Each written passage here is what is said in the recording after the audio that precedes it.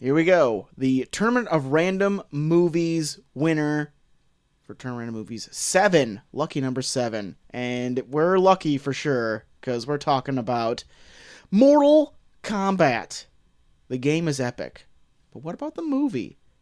The 1995 classic. We're talking about it. Got old Lambert. What the fuck's his name? Christopher Lambert. Christopher Lambert. Rocking that Raiden. Epic. Sorry. That and more on a very finish him edition of the Revue Review.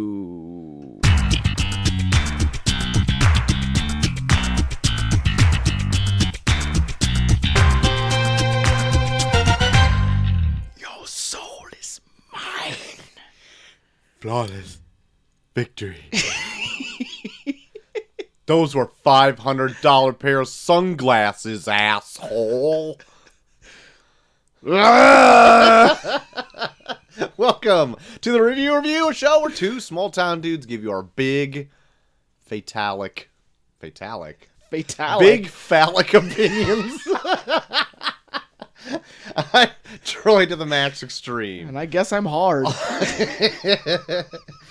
Today we are going all in, all hard on Mortal Kombat. We're going to put our big hard dicks into Mortal Kombat. Yeah, way to just not be subtle about it.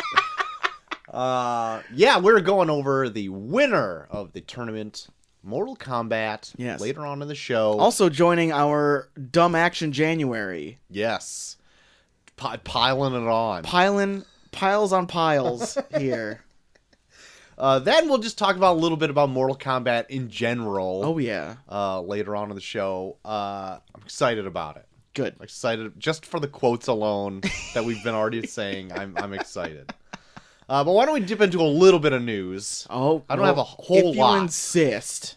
But let's see what happens. So, Google, multi-billion-dollar company, its parent company, Alphabet, which I didn't really know was a thing or know what they do besides own Google, apparently.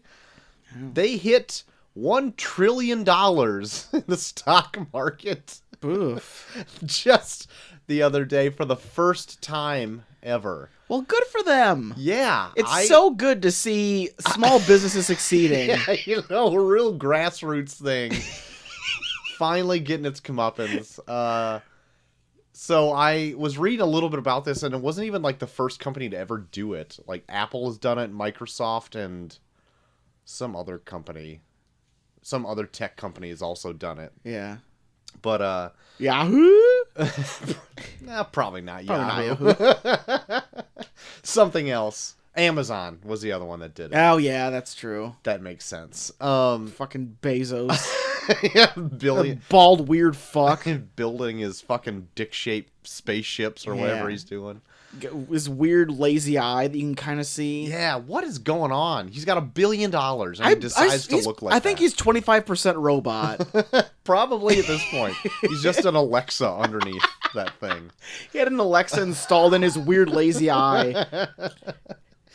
But anyway, yeah, it's still quite an amazing feat. $1 trillion. That's fucked up, man. Yeah. You can buy, like, the United States with that. Probably. It's crazy. They probably have. Yeah, that's true. I mean, they've infiltrated this house, for sure. I got a new Nest Mini Hub over in my kitchen right now.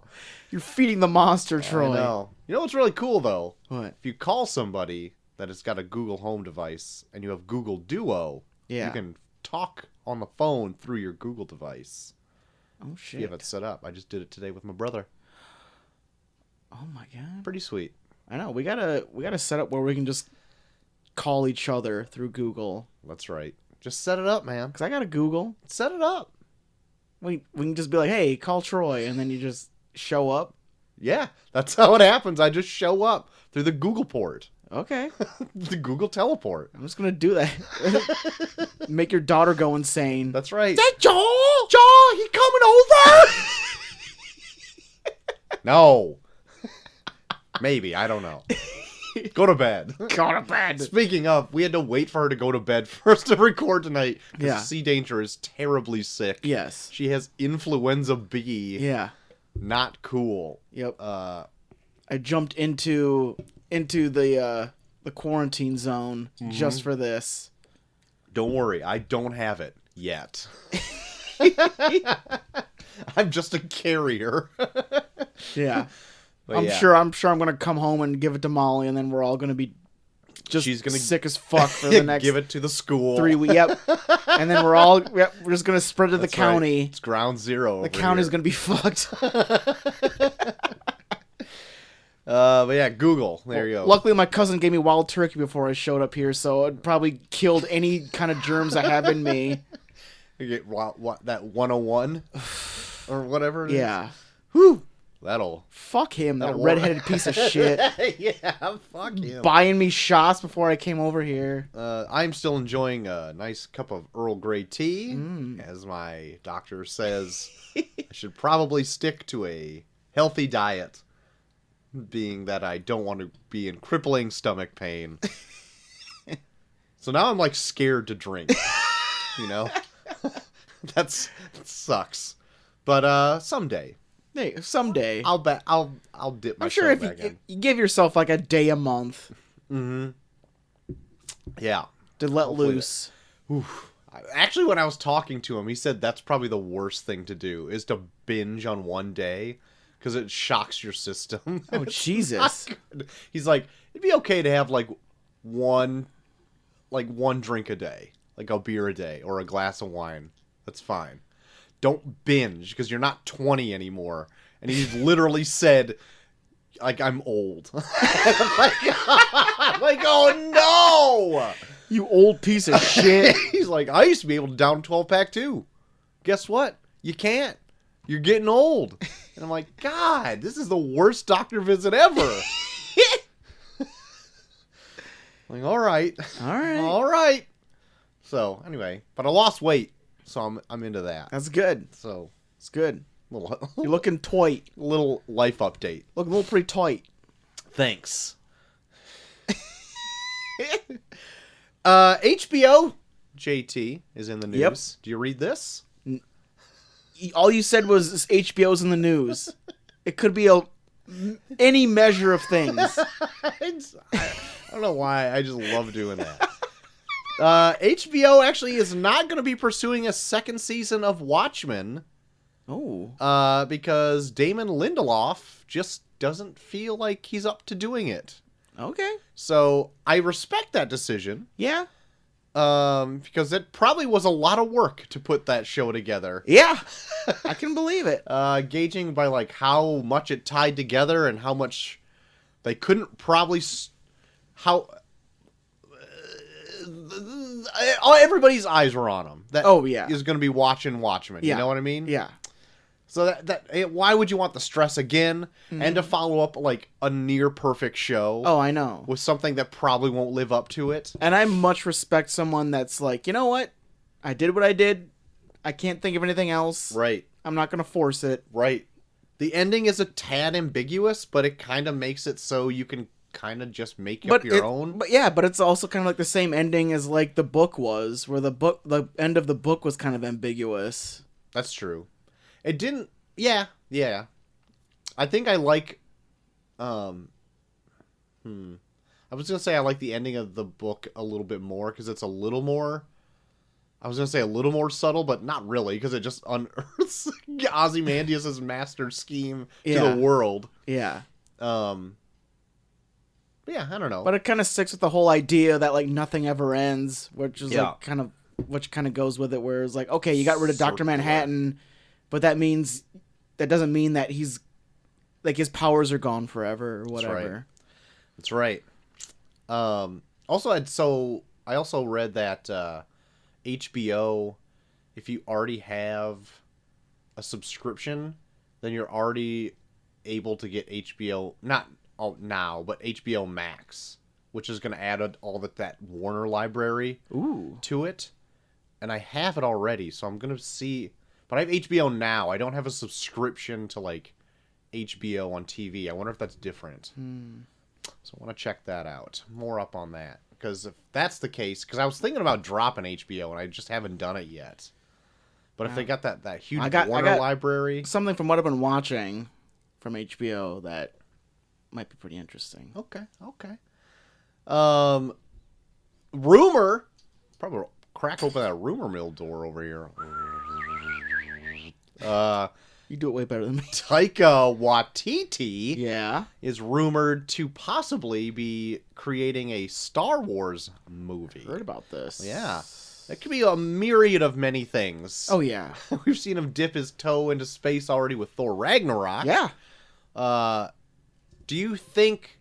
Now, I don't think it would be, like, as colorful as a movie if he was going to be doing it. Yeah.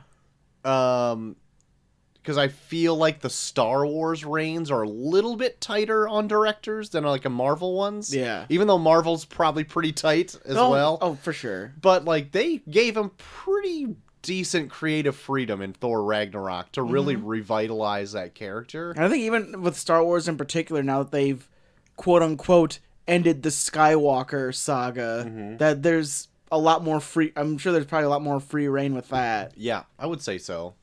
Even if it's like I would almost like a one-off movie rather than him like start a franchise of something. Like not another franchise, but another like, running storyline. Just so he can really like make his own mark on one little corner over here and not be obligated to be tied to that for the next 10 years, Yeah. Like try and do what kind of like what Marvel's doing now, where you can take the whole galaxy as is and like build small stories out of those where like you don't even have to be a war anymore. It's just like, oh, here's what's happening on Tatooine. Sure. Or here's what's happening on Kashyyyk. Oh, Kashyyyk. Could you imagine just a Wookiee-centric imagine the movie? Kashyyyk. Just nothing but holiday special. Speaking of galaxy-spanning things, did you catch up on the last couple episodes of Crisis on Infinite Earths? Not yet. I haven't either. I heard that Ezra Miller makes an appearance as Flash. I watched actually that scene because I didn't believe it. I thought it was clickbait, so I clicked on it, obviously. So I was like, what? I thought it was like a fan edit, and it was like, no. It was a real thing where Ezra Miller's Flash meets the Flash. Jesus. And they have like a full-on I watched it with the sound off because I was trying to get a kid to sleep. Oh, yeah. But I was like, this is really happening. Holy shit. They said they were never going to do this. But there you go. Well, now it's here. Maybe I'll try and binge all of the episodes and we can do an extra on it next week. Cool. I'm not going to go back and watch the other ones. I think I'm just going to finish up I don't remember anything that would happen on the last one. I couldn't really help you. The only one I'd want to rewatch is the last one, because I feel like I missed a chunk of it. Like I missed chunks out of all the ones that I watched, because I fell asleep during both of them. I did fall asleep during the last one, during like a middle chunk, and that's pretty sad, because I think they're only 30 minutes long? Maybe? I don't know. But there is something I missed with the Brandon Routh Superman that I feel like I needed to see for some questions that arose near the end of the episode. I think I've only watched 2 episodes, and I definitely fell asleep halfway through the second one. The first one, I think I have enough that I can piece together where I don't need to go back and watch it. Yeah. Well, more like, power to you. I get it. Green Arrow's dead. Who gives a shit? Yeah. Literally, they do it in such a way where they make it so emotional. I'm like, I don't fucking care. Yeah. Move on. Fuck this. Anything else? Old bloated fuck. Just move on to the next episode. Everyone's crying, and I can care less. Oh, you know what's funny? So I tuned into an Arrow episode like 2 years ago because I'm like, I wonder where the show's at now. And apparently somebody died, like Black Canary died, or something. So they erected a statue of her in the city, and it was the shittiest looking statue I've ever seen of an homage of like a person. And I'm like, oh, if I was a character that died on a television show and that was the monument of me, I would not feel great about it. Man, I'm kind of looking forward to that Birds of Prey movie coming out, because it could be either like decent or real shitty. Yeah. They make Black Mask and Victor Zsasz look like two frat boys that are just like, huh? How about these chicks we're trying to kill, huh? Yeah. It's like, God, like Victor Zsasz is supposed to be like a ruthless serial killer, Yeah. and he's like a frat boy with scars on his face. I don't know what to think about that movie. Cause fucking I didn't know who anybody was except for Harley Quinn. I wouldn't have known unless they fucking had the like fucking titles of the character on the screen. Yeah, It's like, oh, okay, sure, I could see him as that. Yeah. Otherwise, it's just like a group of women doing the same thing. I know. Fuck. And then I didn't even know it was supposed to be rated R because I watched like they had like a Red Band trailer out where it's like Margot Robbie's yelling "fuck" and you're like, what the fuck? What the damn are they doing here? What's happening? I know. I'm But very we'll see. curious about it. I know. Rated R stuff's been cleaning up lately, I know. so let's see. This could either be decent or real shitty. Yeah. I'm hoping for real shitty. Might make for a better show. Yeah, that's true. It would make for a better show. I'd probably not be enjoying it during watching. But you know what? I hope it's shittier just compared to just like middling. You know what I mean? Mm-hmm. Because then it's just no fun for anything. It's just like, oh, that was it? Well, I mean, this happened, so... Yeah. It just ends up us saying like, well, then she did this, and then Black Mask said this, and then that was the end. That should be all of our shows. It's like all of our reviews. So, like, it's like Liu Kang said this, and then Shang Tsung was like, nuh-uh. Nuh-uh. And then Johnny Cage was like, hey, don't break my glasses. Yep. And that was about it. That was it. All right. So, where can they reach us, Troy? Then totally ramp up the excitement at the end. Mortal Kombat! And that's all the news I got. Oh, okay. There, JT. Jesus. Nice warning, Troy. Sorry, I sprung it on you. God damn it! Sorry about that. Oh. Yeah, my fucking cousin got me fucked up. I didn't know you were going to be waiting at the bar to come down here. Well, you said you were going to try and get her to sleep at like 7:30. 7:30. So then I was like, okay. So I was going to get food at 7:30, and then I was like, okay, so we probably won't get started till about 8, so I'll just get my food, and then I'll leave from here. And then when I messaged you was when I got it, and then you're like, oh, she's still not asleep. So like, okay, I'll just eat at the bar. And then Matt showed up. I'm like, God damn it. This is always bad. Because he just saw me across the bar, and he was like, hey, buy your beer? I was like, oh, yeah, sure. You want another one? No, I can't. And then like 5 minutes later, it's like, the freaking bartender comes up to me and says, hey, Matt says go fuck yourself. And then she lays a shot right up in front of me. God damn it.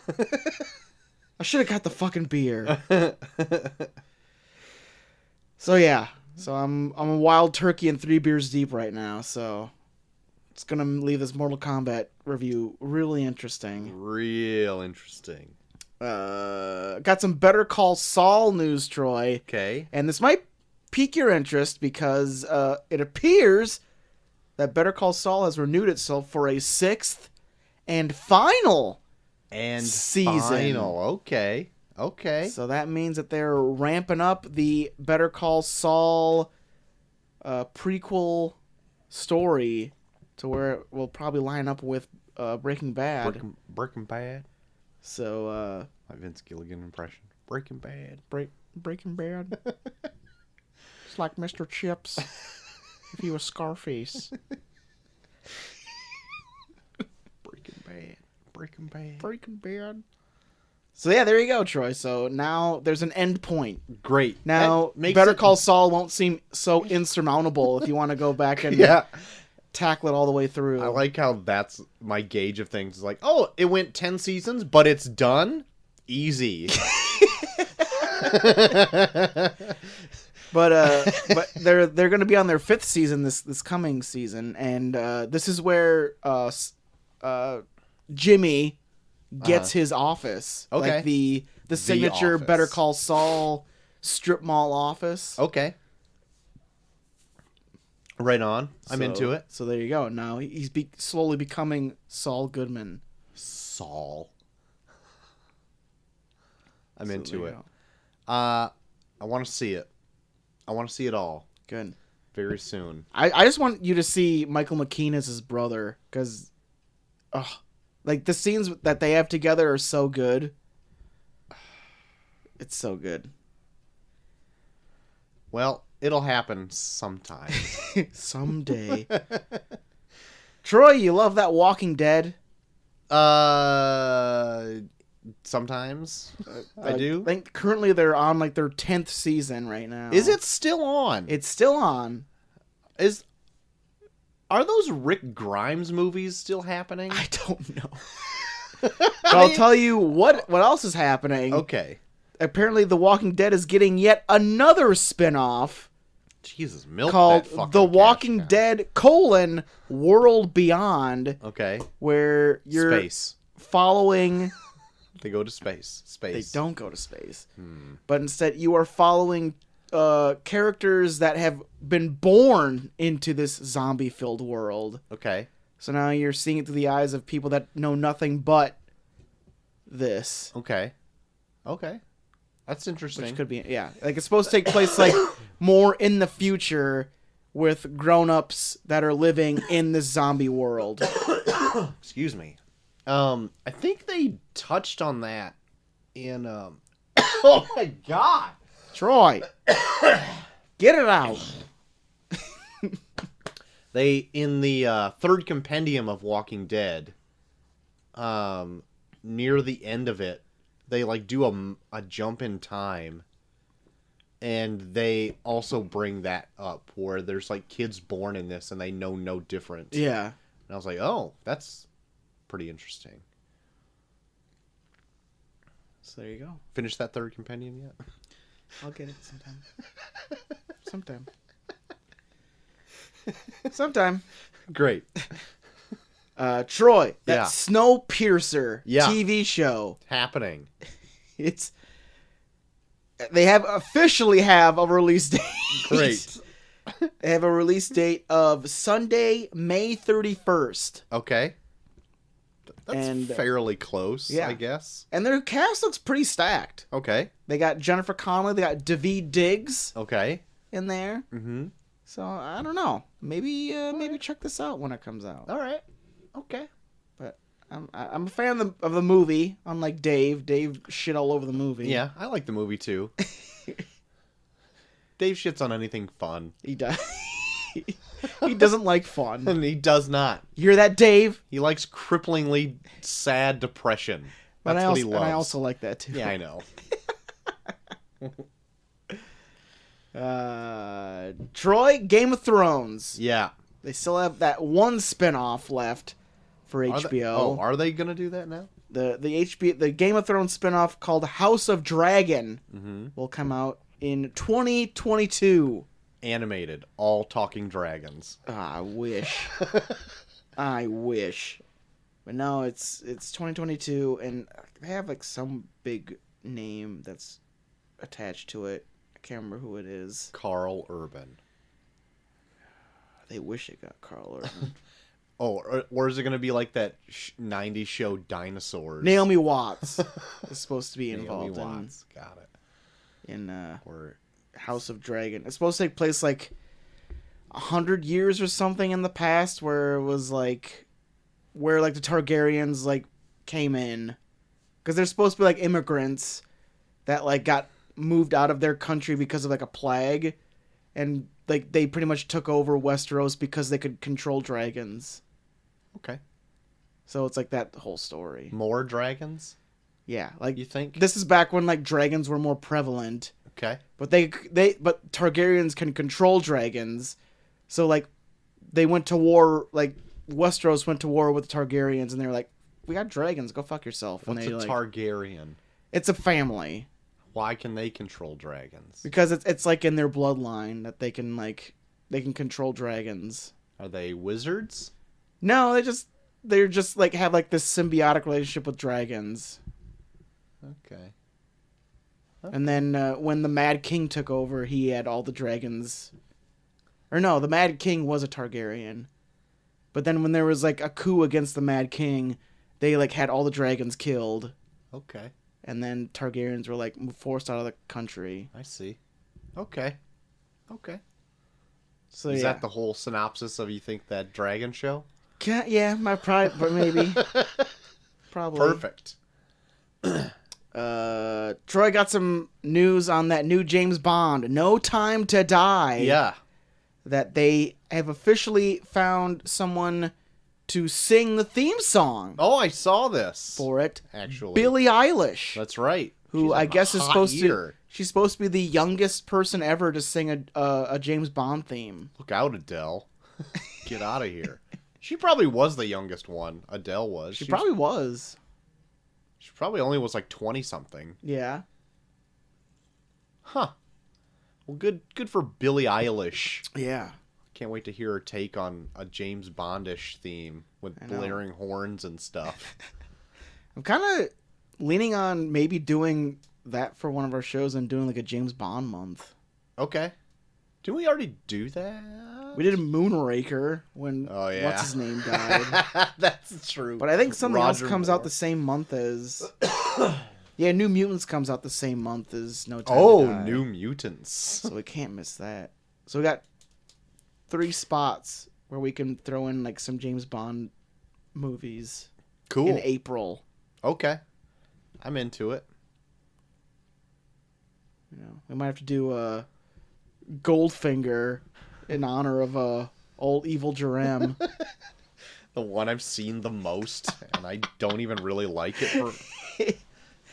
I've always heard GoldenEye so good, and I don't remember it that much. I don't remember any of the Pierce Brosnan ones except for the worst one. The one with the space laser. That's the one and I the remember. Ice Castle? And the Ice Castle. I remember that the most. And when he like surfs on that horrible fucking CG wave with the Rue Britannia parachute. We might need to get some feedback on what people want us to review in terms of James Bond movies. Yeah, just like what era of Bond. Yeah. Well, Connery's always considered like the most Yeah. Let's prevalent. do like a Connery one and like a Brosnan one. For sure. And then Who's that newest one Australian guy that like he did like Timothy one... Dalton? No, not Timothy Dalton. Like the other guy, like I think Timothy Dalton took over for him because he was like weird. Oh, nobody or something. liked him? Yeah. Oh. Ah, fuck. There's a documentary about him, I know. too. Yeah, there's a documentary about him. Because I think his movie's like in his Her Majesty's Secret Service or something. His name is right on the flippin' tip of my tongue. I gotta look it up or it's gonna drive me insane. Well, maybe we'll skip him. We'll do one Connery, one Dalton, and then one Brosnan. That sounds okay. James Bond actors. George Lazenby. Yeah, that's right. his George name. Lazenby. That's right.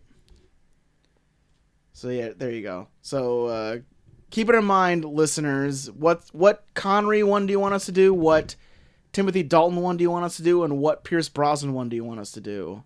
Because we'll cover Daniel Craig in No Time to Die. Yeah. Apparently David Niven was one. I don't even know who What? David Niven is. Who gives a fuck? I'm looking for the Timothy Dalton one because Jesus, He does not look like a James No, Bond. he doesn't. He looks like somebody's rapey uncle. dude, I fucking love Timothy Dalton just based off of Hot Fuzz. I know. Me and Molly watched Hot Fuzz not that long ago, and holy shit, he's my favorite part of Hot Fuzz. He is so good in Hot Fuzz. He's literally the best part of Hot Fuzz. Timothy Dalton's great. Yeah. So there you go. That's our plan for April. I'm looking forward to it. But now I gotta get back to my fucking news. God damn it. Oh shit. The Oscars happened. Totally forgot about that. So I got the Oscar nominations. Troy, do you want to hear these? Sure. These shits. Sure. I saw there was a bunch of snubs or whatever about a bunch of women directors and Oh yeah, and I heard stuff. I heard like it's very whitewashed this year. as opposed to every other year. Every other year. Well, fuck. I'll just get to like the best picture. I don't think you really care about actors and shit. Not really. Yeah, actors or whatever.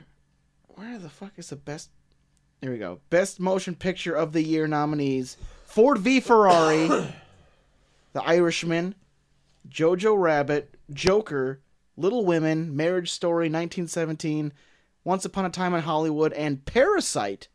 Parasite actually getting a nod, even though it's technically considered a South Korean film, which is pretty interesting. I've been hearing a lot of great things about 1917. I know. I kind of wanted to sneak out and go see it this weekend because Molly was talking about getting roped into doing like these speech meets. Oh God. And I was like, okay, well, I'm going to go see 1917. But now she's not going to, so I'm like, God damn it. So I might be leaning towards that one. I think I'm 1917. I could see maybe Once Upon a Time in Hollywood getting it because of like Hollywood loves Hollywood stuff. Oh yeah, I can see that. But then, and maybe kind of giving it to Tarantino because have you ever won Best Picture? He's never before? won Best Picture, which is odd because man, he should have won for Pulp Fiction. But, so yeah, I don't know. That one maybe. I find it very unlikely, but 1917 seems like a decent pick. But then like Best Picture always like is like a weird one. Yeah, you know what I mean? Yeah, I've heard a lot of people talk about Parasite's really good. Yeah, and like it's very odd when they add a foreign film to like the Best Picture, because then it's like shit, it's really good. Yeah, like Roma almost won that one year. Oh yeah, that's last true. year I guess. Yeah, that's true. And I don't know. Me and Molly might go see Jojo Rabbit this weekend because it's supposed to be at AMC. Okay. So I'm really curious to check that out. And fuck, Marriage Story's so good. Was that on there too? Yeah. I missed that. You should definitely check out Marriage Story. Yeah, I plan on it. Whenever. I kind of want. Did I say I kind of want to watch it by myself so I don't get into. Like... Do it while Sea Danger's 6, then she won't remember it. Hey, why don't you just take another shot of that codeine? So there you go. And yeah, I think that's it. I do. I got one more thing. John Cena, in a recent interview, said that he's evading the idea that he's going to play the Peacemaker in Suicide Squad. Do you know what the Peacemaker is? He's the guy that the comedian's based off of. Oh. In Watchmen. Okay. Yeah. Well, I guess like people were asking him if he's gonna play the Peacemaker, and he was like, neither confirming nor denying. Okay. So do you think he'd make a good Peacemaker? Sure. Okay. I guess. I don't really know anything about Peacemaker because all the characters in this are disposable. Like they can do whatever they want with them. It doesn't matter to me. I think on the Weekly Planet there was like leaks of who everybody was supposed to be. Yeah. But they took it with a grain of salt because I think the guy says like, oh yeah, I'm like close to the production or whatever. I know who everybody is. And they're like, okay, well you can just kind of say that and it doesn't make any difference. So I don't remember what anybody was, but it'd be fun to go back and see if they're right. Sometimes their anonymous sources are right. We'll see. Yeah. We shall see. Oh, won't we? I do have a bit. I have a bit too. It might be the same bit. Probably same bit. But we'll Dirty bit. We'll do it in a little segment called Neil's Bits. People dying, it's the pits. Please stay tuned to Neil's Bits. And Neil's not here to actually sing it Sing it live in studio. Do it live in studio. Do it live. Fuck it. Do a review unplugged Yeah. with Neil singing Neil's bits. Pulls out his big guitar from behind his back like he. People die, and it's the prince. Please stay tuned for Neil's bits. I'm trying to do a fucking Nirvana unplugged. It was spot on. Thank you. Spot on Cobain. That's what Yeah, it I was. know.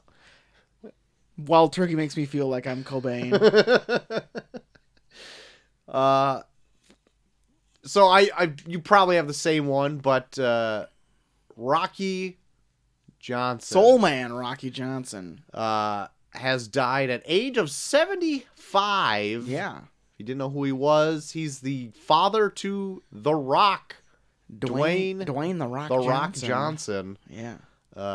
Passed away at 75. Not too terribly old. No, A good long stretch of life there he had. he did. But 75, that's just like right around the corner from like my mom and dad. You know what I mean? Hell, They're still pretty I spry. don't know. My parents are pretty much hovering around that age. Really? Yeah. How old's your dad? He's got to be. He's in his 70s for sure. Oh, really? Yeah. I suck at like keeping track, but he's definitely like in his 70s. Okay. All right. I knew your dad was older than my parents, but I never. I want knew, to can say never my remember dad by was how born much. in 52, maybe. Both my parents were born in 58. I know that for sure. Okay. I think my dad's 52. My mom would be 54. Okay.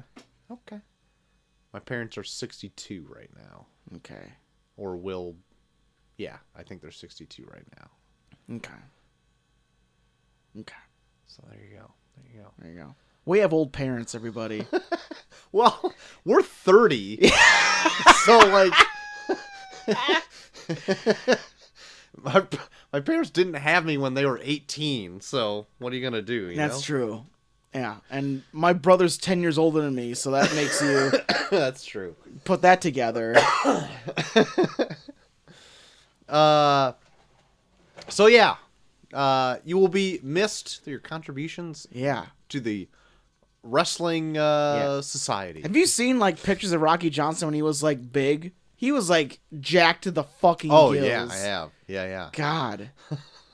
His pecs almost, like, swallowed his head. Yeah, he's a massive dude. Fuck. Even, like, the picture that I saw of him, like, semi-recently, Yeah. I think he was, like, maybe in a wheelchair. I couldn't tell. He was just sitting. But even then, he looked like he was still a pretty solid guy. Oh, yeah. Well, I'm sure, like, you get that big, like, I'm sure, like, a imprint of that stays with you for the rest of your life. For sure. In some way. Like, even, like, if you, like, lose all the muscle, like, the fat just... Takes its place. Yeah, it just inserts itself into there, whereas I'm going to make you look jacked for the rest of your life, you son of a bitch. Good stuff.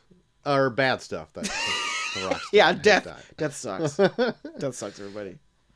died. With that being done, we have other things that are done. There's things that are done, Troy. I've got 2 trailers. I got 2 trailers as well. The first one I have is actually the international trailer for the Bloodshot movie Okay. I didn't see this one. that is coming. I think it came out a couple days ago. Yeah. It shows a bit more Vin Diesel as Bloodshot than in the last trailer that we got. Or Yeah. Maybe that one was a teaser. Like, he's actually paled up, and he's got like the glowing red chest hole shit. or whatever. Okay. There's actually a pretty cool moment in it where an explosion goes off in front of him and blows him to pieces, and you see all the nanobots in his blood like kind of freeze in the air and then all come back together and reform his body. Oh, fuck. It's not just that one scene where his face gets blown off and he like Yeah. turns. It's like his whole body. And Oh, like, Jesus. you even see like an arm getting reconstructed while it goes to like grab a gun and just like keep fucking. And I'm like, this movie kind of looks like it's awesome. All right. Like I I'm excited for it. Okay. Well, I didn't have it on the docket because it seemed kind of smaller, but we might be able to add this to it. Yeah. I don't remember when its release is. Is it soon? I want to say it's March. Sometime in March. I'm looking it up right now. Bloodshot 2020 film. Release date March 13th, 2020. We can do that. Oh my goodness. I'm excited. Might even read some Bloodshot stuff to just warm my palate up for some action. All right. Well, I'll add it to the docket just in case. Is there anything on there yet? No, just A Quiet Place Part 2 is the week after that. Okay. All right. That I had in mind. Solid. But I always like when it comes to like movies in theaters, I just do like one a month because I just for your sake. Thanks. Like I don't want to be Thanks. like if it's something that like if I feel like would be like culturally significant, I add it, and then it's like, well, I'll do one per month, and then if there's other ones that Troy wants to add, I'll do it if he gives the okay, because I don't want to be like, hey Troy, go see 3 movies in a month. Yeah. I'm like, oh my god, okay. But no, Bloodshot would be fun, especially with Vin Diesel and our Fast and Furious. Oh yeah, we already got a good taste going of on. what. Yeah, Fast and Furious Vin 9 has. comes out this month or this year. When does that come out? Let me see. Yeah, so I've actually been saving quite a bit of PTO, so I could do Yeah. a thing where I drop the kids off, go see a movie, There you go. then have an afternoon to myself before I pick the kids back up. I could Fast do and that. Furious comes out May 22nd, I think. May 22nd. Okay. All right. And then we got Black Widow also that month too. Oh my goodness. It's a big 2020, big movie year. I thought it wasn't gonna be a big movie year, and it turns didn't out either. like there's things I kind of want to see. I actually like heard like a pretty decent review for Bad Boys for Life today. I was listening to a review of it, and they said it doesn't stack up to the first two, but only slightly, because they almost missed the Michael Bay, like, Dude. adrenaline that he brings to Bad it. Bad Boys 2 is so fucking good. I don't think I've ever seen There's Bad a reason Boys why 2. it's highlighted in Hot Fuzz. Because Bad Boys 2 is so fucking good. I might force you to watch Bad Boys 2. Okay. That's Sometime. all right. Maybe we'll do like a Fair Hot enough. Fuzz block where we do Point Break and Bad Boys 2 back to back. I have never seen Point Break either, so do the Hot Fuzz special. Do the Hot Fuzz special of Point Break and Bad Boys 2 without having watched Bad Boys. Yeah. Does it really matter? It doesn't matter. Great. Perfect.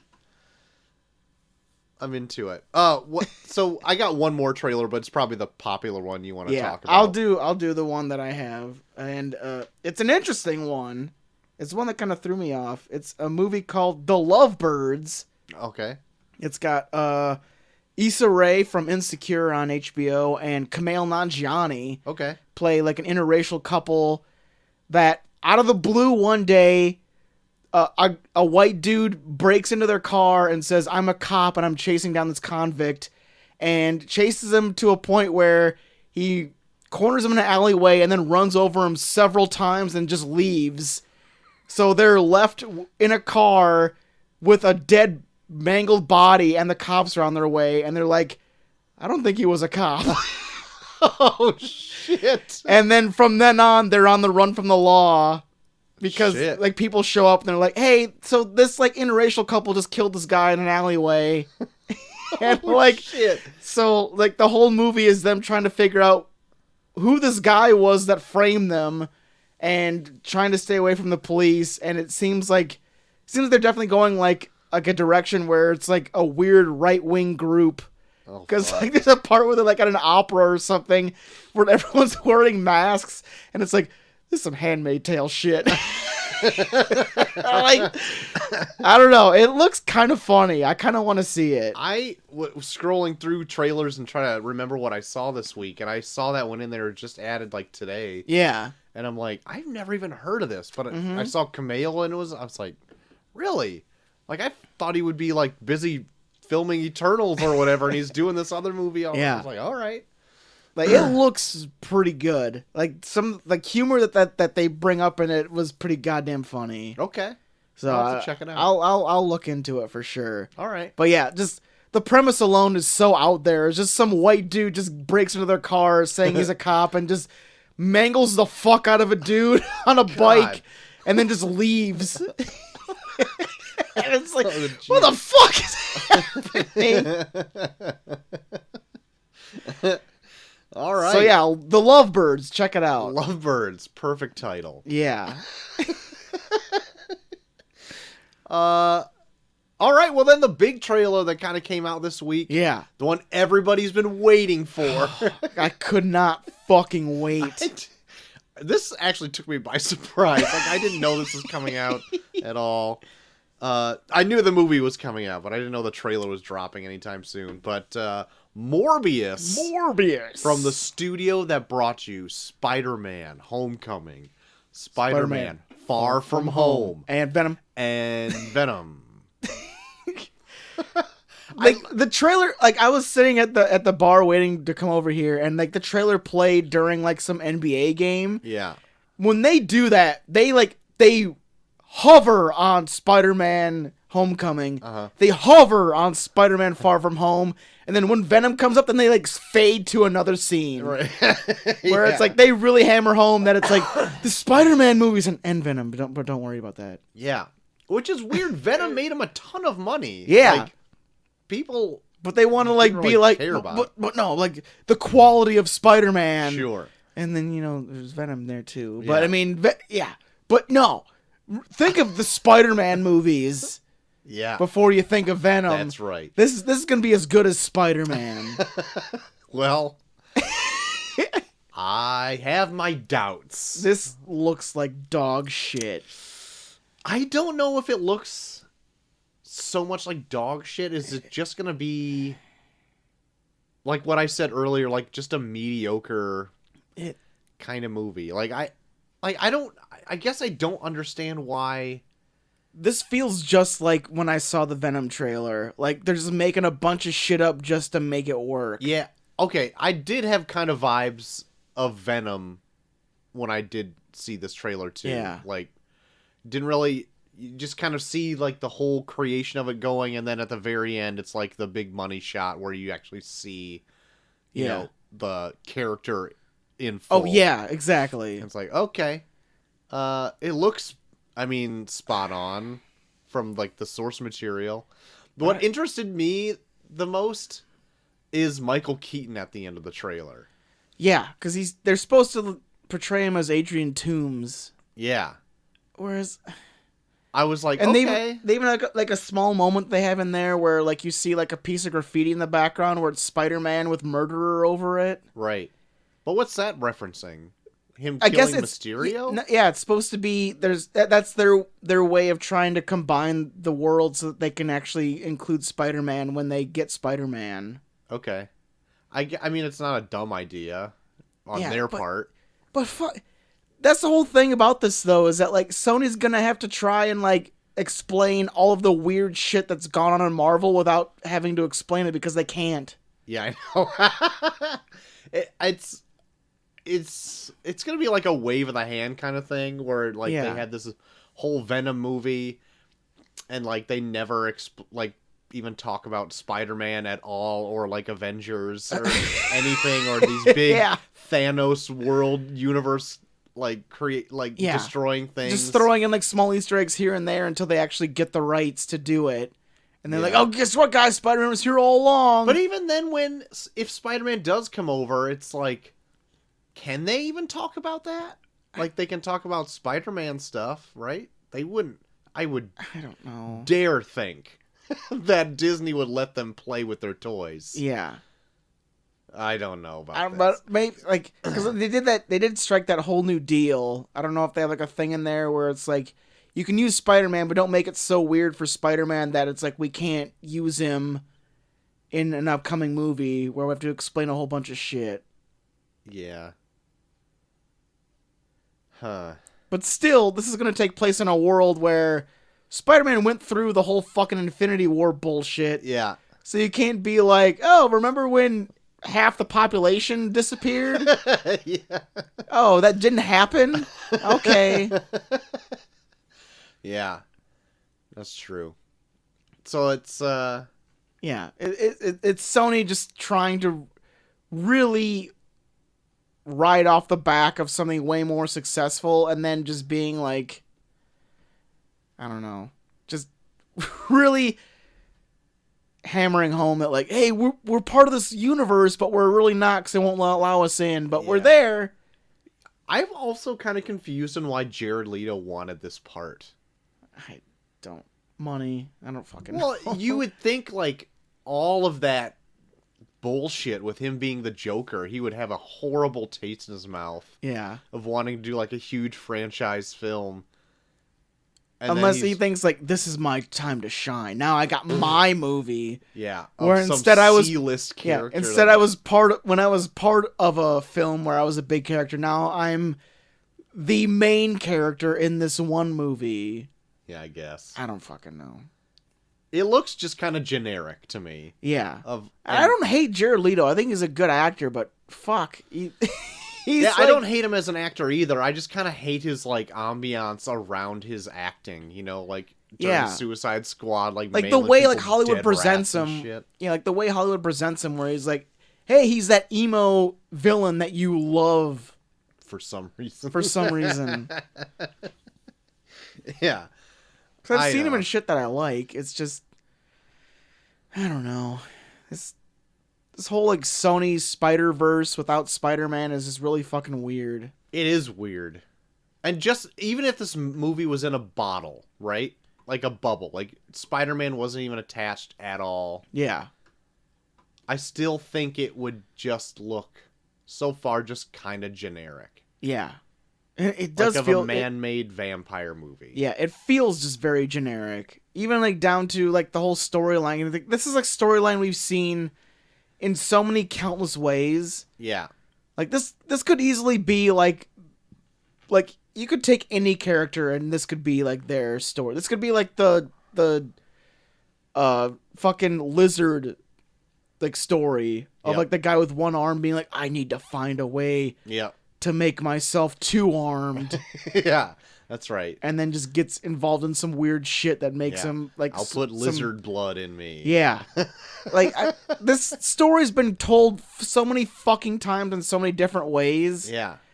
I mean, it's pretty much Spider-Man's thing. Yeah. Like, I got bit by a spider, now I'm a spider person. Like, oh, I'm partially paralyzed. Let me put some fucking vampire bullshit in me. Yeah. Like who the fuck cares? Did they explain, like, I got, like, muscular dystrophy or whatever, so now I'm gonna inject bat blood inside of me? I'm gonna cut my hand and put it over a waterfall that has vampire shit in it. I don't that fucking... didn't make any sense. Like, just do it with a syringe. Like, Yeah. Make some shit up. Don't I go don't to know. some fucking weird cave. I don't know. I But, don't- who knows? Maybe we'll be surprised. We'll see. Yep, we will. So that's Morbius. Let us know what you think of That's any of these fucking trailers. Morbius. I think it looks like shit. Hit us 'Cause up on Revue Pod. just based on what I remember of Venom, this looks like another Venom, and Venom fucking sucked. Yeah, Venom was, I didn't think, very good, but it made a bunch of money. Yeah. So fuck you, America. You voted for Trump and went to Venom. That's two things against That's you. two things I fucking hate about you.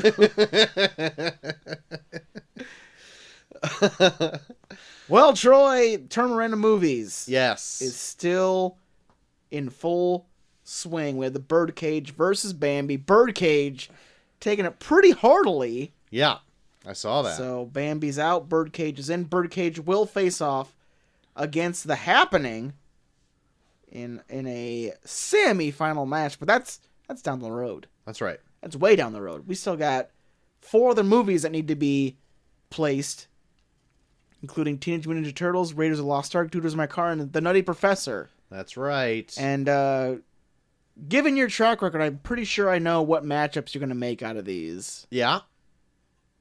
Because I know you like to keep genres close together. Right. So, but I don't know which one you're going to do for this week. I'm gonna save like probably the most sought after match, if you know how I'm gonna group these, till the very end. Okay. So I'm gonna do this one right now. So you're right gonna do the comedy one? The comedy one. Okay. So it's gonna be the Nutty Professor. Yes.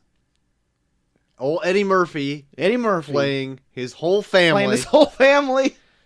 And against Dude, Where's My Car? There you go. The Ashton Kutcher. Not Sean Evans. That's the Hot Ones guy. Sean William Scott. Joint. There you go. So cast your votes. They will be up and ready to go. Oh yeah. So that means after this week, then the final match will be the Teenage Mutant Ninja Turtle movie versus Raiders of the Lost Ark. That should be a pretty decent one. Yeah, and I think Teenage Mutant Ninja Turtles is on a streaming service right now. I think it's on Netflix. Oh shit. So or maybe Disney Plus? Oh, fuck. I'm not sure. But I started watching it the other day. Yeah. Macy did not want to watch it. Even though I said it was going to have cool turtles in it, they did not come fast enough in that movie. So, we will see it, though. So, there you go. So, we have 6 movies left. I don't know. So, what's his name? The guy that's been, like, really hammering home that he wants The Happening to win. That's Sam. Sam, yeah. Man, you're going to be pissed at me, but he's really winning me over on The Happening. I figured. Everything that he fucking puts up about The Happening, I'm like, this looks insane. You know, okay, I will be honest. When he was posting, like, his watch of it and funny scenes from it, I was like, okay, these are kind of funny. And maybe it was also him, like, laughing in the background as he was recording it off of his phone. I totally forgot about the part where, like, just, like, the military guy goes insane. He's like, oh, shut! And then just, like, starts doing the fucking, like, strut where, like, everyone's just kind of staring at him. Yeah. That's fucking weird as shit. I've never seen the movie. But, like, the scenes that he was posting, I'm like, God, that's pretty good. Like when the old lady's like, I'm gonna kill you with a knife! And he's like, what? No! It's like, what? Is that even an appropriate response? Oh, fuck. I mean, this is gonna be awful, but I kind of want it to win. Oh, no! I don't want it to win. I don't know. We'll see where it lies. We'll see. Sam, you're winning us over. Keep trying. Maybe you'll win over our old fuddy-duddy hearts. That's right. Watch it every other day until it wins. Yeah, until you're sick of it, and then you try to convince us to not watch it. Yeah. And then we do it to troll you. Oh, fuck. Okay, but yeah, this next week's match will be Nutty Professor versus Dude, Where's My Car? Where's my car? Yeah. Dude. Well, then that will just jump us right in to another winner of our tournament. Yeah. What a winner. Not to ruin my opinion of this. July 13th, 1995. Summer release.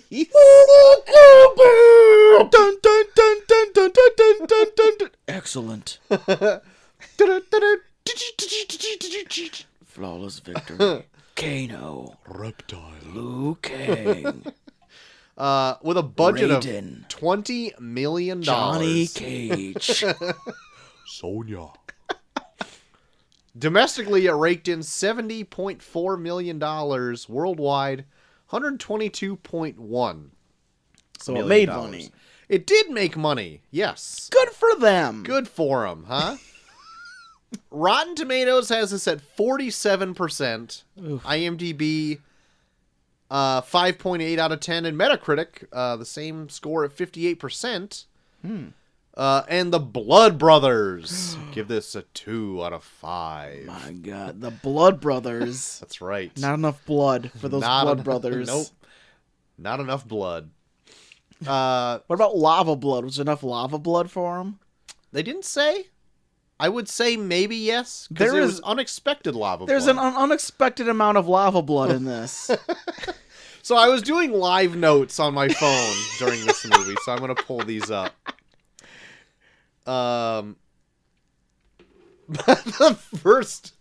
My first note comes in a couple minutes into the movie, and it's just Kano's eye twitch, where I'm kind of just jumping into this, but I want to bring this up because it's like the whole kind of movie summed up in one action, right? Where Shang Tsung is like needing Sonya in this tournament, and he's telling this to Kano. Yeah. And he's like, make sure he says some fucking stupid eye pun, right? And Yeah. Kano turns to him and like twitches his one good eye. And I'm like, that's how stupid this whole movie is. My first note is your brother is dead. Come home, grandfather. I wanted to like make shit out of the first scene where Shang Tsung kills Liu Kang's brother because it's so stupid. But then I'm like, it's a dream sequence. It's allowed to be kind of stupid. But when he goes, I'm just like, that is such a dumb read of that line. Woo! You're so bye. Fucking Shang Dude. Tsung. Man, fuck! I love Shang Tsung in this. Shang Tsung is great in this. Shang Tsung and Kano are my two favorite. Yes, I characters. also have in this, Kano is the best character in Yeah, this movie. he should have stayed alive way longer than he did. I totally forgot he's out like super quick. Yeah, he has like one match with Sonya, and Sonya just breaks his neck, Yeah. the and he's fucking dead. Bitch from Billy Madison Yeah, breaks his Fucking neck in the Veronica Vaughn from fucking Billy Madison. like has the dumbest move ever. Like I hate that she has him like in a standstill when she's in a headstand when he could have just kicked her in the head. Yeah, And she gets her gams wrapped around his neck and breaks it. I'm like, God, that sucks. yeah. Like I read that, I was looking up some IMDb facts for this just because I was curious. Yeah. And like, I guess the guy in this did such a good job playing an Australian Kano. I also have this note. that they the game developers made him Australian for the rest of the series. Yeah, because he was like he was supposed to be Japanese American. Yeah. Up to this point, and they saw him, and this is like, holy shit, he should be Australian for Yeah. the rest of the whole. Right. And the guy wasn't even Australian. Yeah, he was English. Yeah. But he went to the audition as an Australian. Yeah. Like in an Australian accent, and then they didn't know he wasn't Australian until the end of the film. And he makes Kano so fucking cool in the like. He does. Hello, baby. Hello, baby. I had got a smile from here. Yeah. Like, what a fucking great God, line. Kano should have been the fucking main villain in this motherfucker. And he's always just rocking a vest with no shirt. Yeah.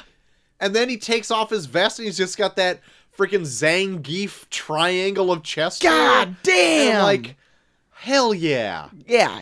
This motherfucker came to work. Yes, Everyone he else did. kind of showed up just being like, I guess I'm this guy. And then Yeah. this guy was like, I'm Kano. Fuck y'all. He's the most charismatic character Yeah. in the whole thing. Yeah. My face was glued to the TV every time Kano showed up. And then he's taken too early. Yeah, and then he's murdered in the first fucking half hour of this thing. Total bullshit. Total fucking bullshit. You know what I also don't understand about how Mortal Kombat lore works? Is how... So, Shang Tsung, or is it Shao Kahn? Shao Kahn is the emperor. I know he's the emperor, but which one wants to take over the Earth? Is it Shao Kahn? Shao Kahn. And then he sends Shang Tsung. Sorcerer, right? I think it was Shang Tsung idea to take over Earthrealm. Okay. So, what I don't understand is who is the governing body that you can't invade another realm unless you win 10 matches in Mortal Kombat. I think it's like the Elders. Is it the Elder Gods? Yeah, the Elder Gods. Then I guess that makes sense more so. This movie... But I'm like, who is holding up the rules? This movie is so all over the place on how this fucking tournament even works. I know. Like, I have a... So, like, they set it up where it's like, okay, you can fight at any time, at any place. Like, anyone can challenge you. But then it's like, okay, there's some parts where, like, there's an audience. Yeah! And they're in a circle. They're in a circle. In synergy right here. Like, there's parts where there's an audience where they're in a circle and they're fighting each other. And sometimes it's two mortals fighting each other. But it's like, isn't it supposed to be, like... mortals fighting immortals from Netherrealm or anywhere else. Yeah, because like the first person Liu Kang fights, it's a dude. Like it's not like someone from like another dimension. I have him. It's just a dude with fucking dreadlocks. Oh, what did I have a note about that guy? Which they even have a part where like they just give him like a lion roar sound effect at one point. There's also another part when they're like fighting a bunch of fucking goons. Where, like, there's a bowling pin fucking sound effect, too. Oh, yeah, I caught that, too. This is my note for that. Could you imagine getting one drop kick on you, takes you down, and then your soul gets taken out of you? Yeah. Well, discount Keegan-Michael Key does. That's the dreadlock guy. Because if you shaved his head bald, he would look like fucking Key. I can believe it. I can believe it. But, like, literally, they don't even hit each other because they're doing, like, stick fighting. Yeah, they just hit Liu Kang does sticks. One drop kick on him, and he's dead. Yeah. Like, I'm like, holy shit. Yeah, like, he's not even... Yeah, like, it doesn't even seem like he's beaten. He's just like, oh, shit, that kind of sucked. And then, like, Shang Tsung's like, all right, I'm going to fucking take your soul. It's like, what's the rules? Yeah, no kidding. Like, if these are the rules, like, fucking Reptile should have, like, killed Liu Kang like 9 times when they fought each other. So Reptile kicks the shit out of Liu Kang. Yeah, he really... And what is the rules with Reptile? Yeah. So he's this very poorly CG'd thing. Yeah. And it's like, okay, so like he's following Katana. Yeah. And then Liu Kang finds him and throws him into like a weird cadaver. But then it's like a cadaver? Yeah, it's like a body. Statue. No, it was like a body, like some weird, like mummified body of like some weird thing in Netherrealm. Okay. So then he throws it into the body, and then Reptile acts like he doesn't want to be in it. But then he becomes Reptile. Yeah. Okay, that was. I also had this note. So then I was like, so what's your deal? So what you want to be just a reptile? Because he's fighting being like tethered to this body, but then he becomes his body, and then he becomes like super powerful and kicks the shit out of Liu Kang until Liu Kang does his weird bicycle kick awesome bicycle kick. Yeah, awesome bicycle kick. To where then like Reptile like comes out of the body, but then he's weak, and then Liu Kang just stomps on him while screaming. Yeah. So what was that whole thing? Stomped him like Robert De Niro stomped that shopkeeper in Irishman. So I said, what's up with Reptile? Does that lizard thing turn into him? Or does the because I thought it was a statue. Yeah. Does the statue overtake the lizard thing and then turn into him? Yeah, because fighting then it's full of bugs? Yeah, he's fighting. Yeah, It gets beat up and then the bugs fall out, but then the lizard's still alive. Is it a weird synergy thing where Reptile is only the combination of these two things? Yeah, like the weird mummified body and the reptile combine with bugs to form reptile? I don't know. I don't know. I also have a bit more stats of... It's like box office stats. Hopefully I didn't close the tab. So, I have this movie that came out on July 13th, but it must have came out maybe later in the U.S. Because it says August 18th through the 20th is the first weekend that I have for Mortal Kombat. And it came in at number 1 at the box office. Jesus. For 3 weekends in a row, it was number 1. Good God. And it even had a 55% drop in week 2. Jesus. And then in week 4, it's in 4th place.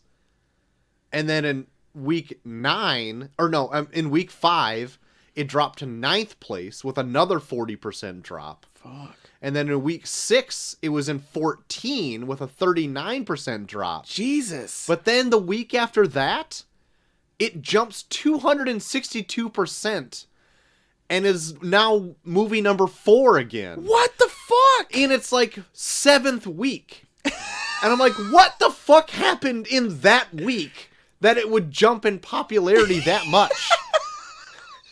Maybe a game came out or something? Don't know. I don't have any idea. That's the only reason I want to bring that up, because then it's 1, 2, 3, Now 4, I'm curious 5, if like a 6, game came out. 7th week. If it was like Mortal Kombat 3 or something came out that week or something. It had been the weekend of October 1st, 1995. Okay.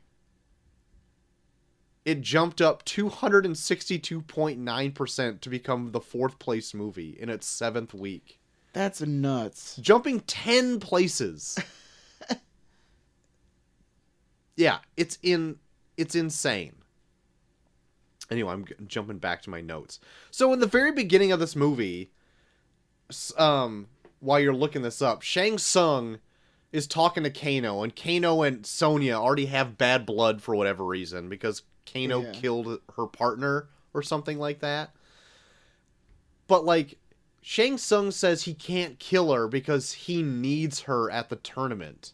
And he repeatedly says that throughout the movie. He says it so fucking many times. Why is she so integral to this tournament? And I think like this movie is so sexist because they treat Sonya like a fucking second-class citizen sometimes, where like even like down to where like like Shang Tsung like captures her, and then like Johnny Cage is like, "Tell me straight, Raiden. Can she beat Shang Tsung?" And he's like, "No." No. No. Not without the I'm help sorry from to the say. others. I'm sorry to say, she cannot. Now, I haven't seen a lot of Christopher Lambert movies, but is that his just normal voice? He's weird as fuck in this. Okay. Alright, so Mortal Kombat 3 came out in 95, but I don't know when the release date was. Okay. I need to figure it out. It just says initial release date is 95. Okay. It's gotta be around that date. That's the only date that would make sense. The end of September, early October. Mortal Kombat release date April 15th. Maybe. But there's an Ultimate Mortal Kombat 3 that came out October 6th. That had to be it. Because Ultimate Mortal Kombat 3 is the best one. Yeah. Of that era. Okay. So that had to be it. Because that same week, it must have been Mortal Kombat Fever. They must have been pushing that fucking movie. All right. Well, at least we figured it out. So yeah, I don't know, because I feel like I was waiting for an answer for her to be so... I was waiting for so many things in this movie. And they don't answer a fucking thing. I was waiting for like the action to be better. I remember this being I remember awesome. loving this as a fucking kid. And like I was watching the action in this, and even like the Johnny Cage intro where he does like a spin trip to somebody looked like the slowest fucking thing. I know. Like Tony Jaa and like the Raid and all that shit like ruined us on fight scenes. Yes. Everything in this field felt so slow and plodding. Yes. Like, I think the only fight scene that I actually kind of enjoyed was Liu Kang and Reptile. I liked that one, but I also liked Johnny Cage and Scorpion in the Netherrealm and stuff. Yeah, that was pretty. Oh, that one okay. was the best one up to that point, but I think the Liu Kang Reptile one did beat it. Yeah, that one's pretty good. But yeah, like everything else, it felt so slow and plotting. Yeah. And like even like all of the fight scenes felt like they were like built up like video game boss fights. Like even down to where like people are like in Liu Kang's ear being like, remember that you have to use the element that brings life to beat Sub-Zero. Yeah. Where it's like, what the fuck? This feels like I'm sitting through like a video game fucking like cutscene. Yeah. That's supposed to tell me how to like beat somebody. Yeah. And they kind of make a bitch out of Sub-Zero in this movie. Oh, they make a bitch out of him and Scorpion. Like right at the beginning, they take him out like no problem. Yeah. Right at the beginning. They do get a little bit more time later on. But like Liu Kang beats Sub-Zero no problem. Yeah. Like they fight for a little bit, but then like Liu Kang just kicks his ass, and then instead of like Sub-Zero doing what he should have did with that one dude, where he just froze him and broke him in half. Yeah. He just decides to become a weird frozen ball person. Yeah. And just like fill the room with like frozenness until Liu Kang throws a barrel of water at him that goes through him and he dies. I was like, why don't you do what you did to the fucking goon? Yeah, just ice him right away. Ice him right away. What are you waiting for? Why are you turning into a weird globe of snow? Like, just fucking kill him and get it over with. You know what I also found weird in this, too, is that Sub-Zero not only gets impaled, but he dies by freezing. And then Scorpion is like a hell monster who dies by burning. Yeah. And I'm like... Because he bleeds lava, I guess? That's his thing? And, like, granted, like, a piece of his skull gets cut off. Yeah. I get that. But he's like an undead being, you would think, if he has a skull for a face. Yeah. And then he burns? Like, these things don't add up. Yeah. Like, why would he be able to die by fire Wait. if he can blow fire? Here's a better question. How the fuck did Johnny Cage get back? That I also have. They're fucking fighting in some orchard, right? And out of nowhere, he teleports them into the Netherrealm. They don't even tell you how this starts. They just go to like a fucking... One of my notes is like, is this a sanctioned match? Yeah. Or does this just happen? So much shit is just... It happens. Like, they don't even like, this movie sucks dick at fucking, like, doing transitions. Yes. They don't tell you why things happen, ever. No. Things just happen. They're just happening. They just happen! Granted, I ended up enjoying that scene, but I'm like, what does this do to the movie? What led to this? Why is Johnny Cage in a weird fucking forest? And why is Scorpion there? Yeah. Orchard. All of those trees are manicured up in lines. It's a definite orchard. It's not a forest. I love to think that Shang Tsung has his own winery that he's like... Yeah. I make my own cider. Do you want some Sauvignon? Your soul is now Cabernet Sauvignon. Pinot Noir. Pinot Grigio. Would you like some rosé? Your Sauvignon Blanc is mine.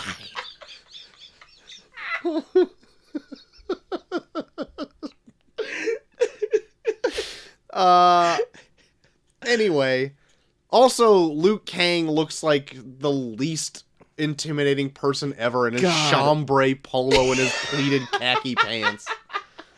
The motherfucker's got his shirt tucked the whole fucking movie, too. He does. When he's wearing a shirt, the shirt's fucking It's tucked. tucked into a pair of parachute pleated khaki pants. with the belt that is pulled so It's goddamn cinched tight. So tight. It gives him a very dainty hourglass figure. But whatever happened to the actor who plays Liu Kang, Robin What was Shao, I think? I IMDb'd him, and like there was like some picture that came up of him that like looked semi-recent, where like he looks old as shit with like his hair like slicked back, and he's like balding like a motherfucker. Oh, well, because like he was hot around this time. He was in a bunch of different shit. He was like in the sequel, Beverly Hills Ninja. Yeah, that's right. And a couple other things that came out here in America, and then he just like disappeared.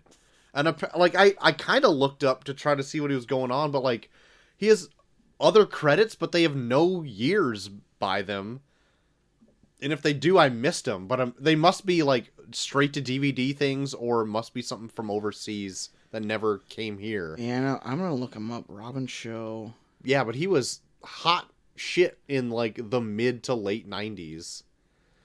Yeah, like this is the most recent picture I saw of him, and he looks like emaciated. Yeah. He doesn't look terrible, but because he's probably what, 60? Maybe. He was born in 1960. born in 1960. So yeah, he's going to be 60 this year. Yeah. So he looks pretty good for 60. Yeah, but I don't know when that picture was taken. Oh, that's true. Photos can lie. Also, he was in Death Race. Oh. He was 14K in Death Race. Whatever that is. Whatever that is. And then, so even before they get to this island, when Sonya and her partner Jax, Jax Briggs, Yeah. is like scoping out this dragon ship. So that black dude that comes with him on the island, whose name is Art.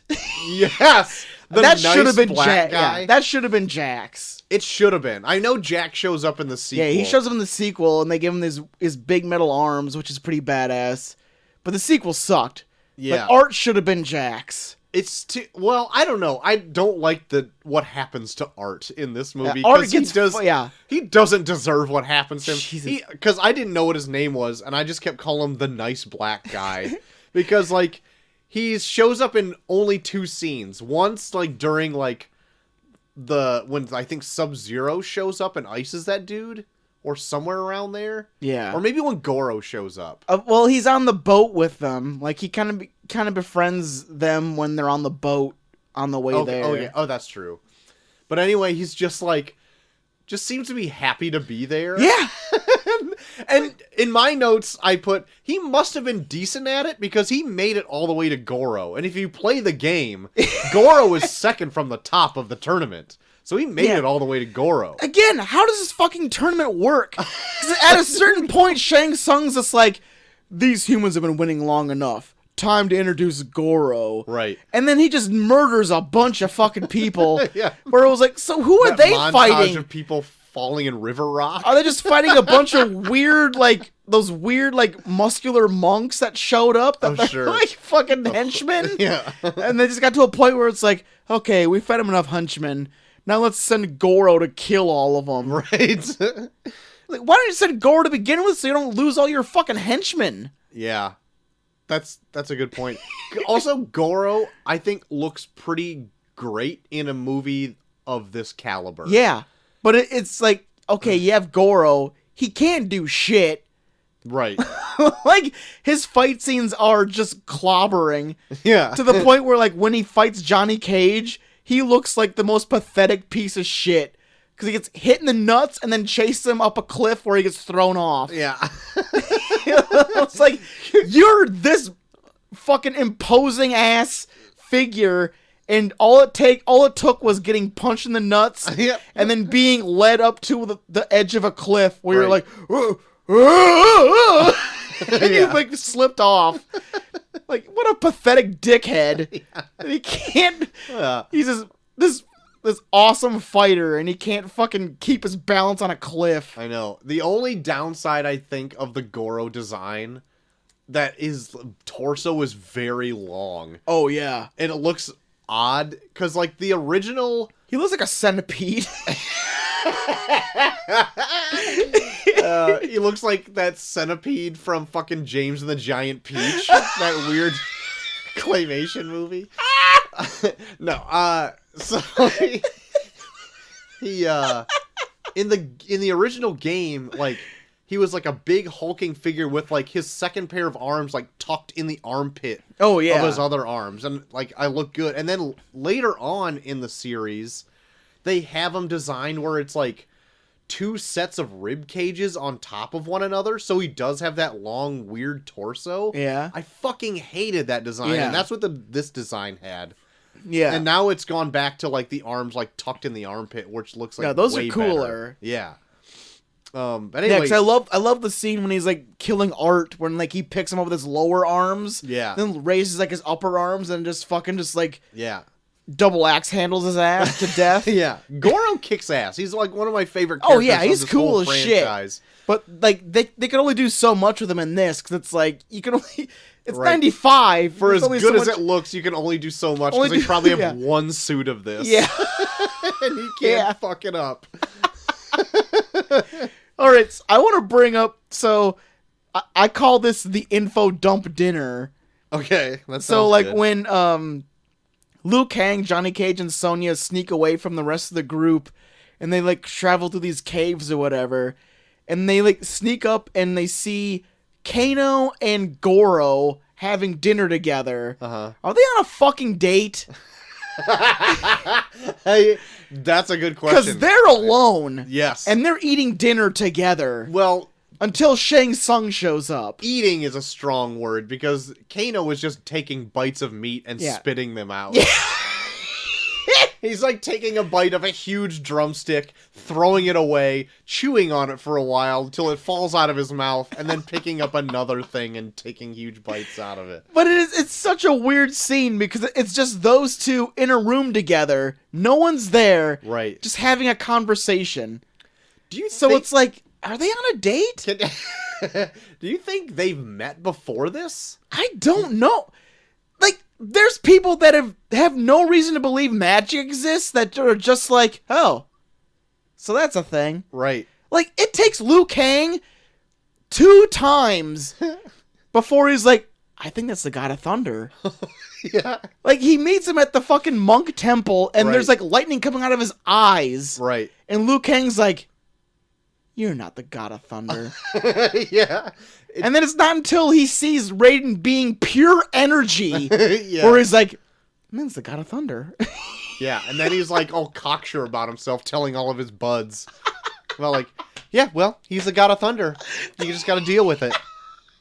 Fuck you, Liu Kang. You didn't believe him for shit. You dumb cinch-waist bitch. Yeah. Also, Liu Kang just says, hey, I'm going to represent you in the tournament to these monks that are just like, no. And he's like, no, I'm gonna. And he leaves. And they're like, okay. I'm doing it to get revenge for my brother. That's not the good reason to go, Lou. Well, I'm going to. It's like, okay. They don't send anyone. They don't. Yeah, they don't stop him. They don't stop him. They don't try and send anyone else. Just like, all right, I Yeah. can't stop him. Well, I guess Raiden didn't really help either. He's like, They don't- you will come with me, Lou. The least intimidating voice ever for a thunder god. Fucking Christ. Raiden doesn't do jack shit in this. Does nothing. The most he does, he just like fucking like shows up when like henchmen are about to kill him, and he's like, I don't think so. Yeah. Just like lightning come out of his eyes. Yeah. Lame. He sucks. And then he gets instantly replaced in the next movie. Did he? Yeah. I thought he was in the next movie. Nope. He's in the opening of the next movie because they show the very last scene of 1 in the beginning, and then when it starts, I know Sonya Blade got Sonya Blade replaced. gets replaced and Raiden gets replaced by he's in a bunch of stuff and even gets like a short haircut in it. And I remember the short haircut was weird. because it even makes reference to it. He's like, you like my haircut? I'm like, oh, this must have been a reshoot. But yeah, it's God, Annihilation is so bad. Man, I almost kind of want to watch because I remember Sindel being the worst actress ever. There's that one clip that always gets circulated. Yeah. I can't remember what it is I now, but remember it's terribly read. You. Whatever fucking shit. So do you think when making this movie they knew how bad it was? I don't know. Because, man, like I was saying, like, during the info dump dinner, like, Shang Tsung shows up and they just say their entire plan during that. To where, like, every time someone's name is said, they just cut back to the three of them and they're just, like, looking at each other. Like, it looks like a fucking Scooby-Doo scene. Like, even down to where, like, fucking they're going through and, like, they see the silhouette of Goro and Johnny Cage just looks over at Sonya and is like, maybe you should go ahead. Yeah. Or it's like, what the fuck is... like, it felt like this is Mortal Kombat, and I feel like I'm like watching like an episode of Scooby Doo. Yeah, it was no good. Also, why is it such a big thing that like there's tabloids coming out saying that Johnny Cage can't fight? Well, yeah, I don't know. So like like the tabloid he sees when they go to like Hong Kong, where it's just like a bunch of like Japanese writing and then like Johnny Cage in a cat pose. One of my notes is the actor they chose for Johnny Cage looks like he knows karate, and that's not a compliment. Yeah. It's just it was supposed to be Jean-Claude Van Damme, but then he did did Street Fighter instead. But, well, that's like what Johnny Cage is even based on, is Jean-Claude Van Damme with the splits and all that shit. Yeah. But yeah, like, he just looks like a white nerdy guy that takes, like, karate. Yeah. And he's like an adult that does it with kids or whatever. Like karate with kids. Yeah, like he does, like he teaches karate to strip mall. Yeah, that's what he looks like. That's why I'm saying it's not a compliment. Yeah. So, one of my weird favorite scenes in this is that, so when Johnny Cage gets convinced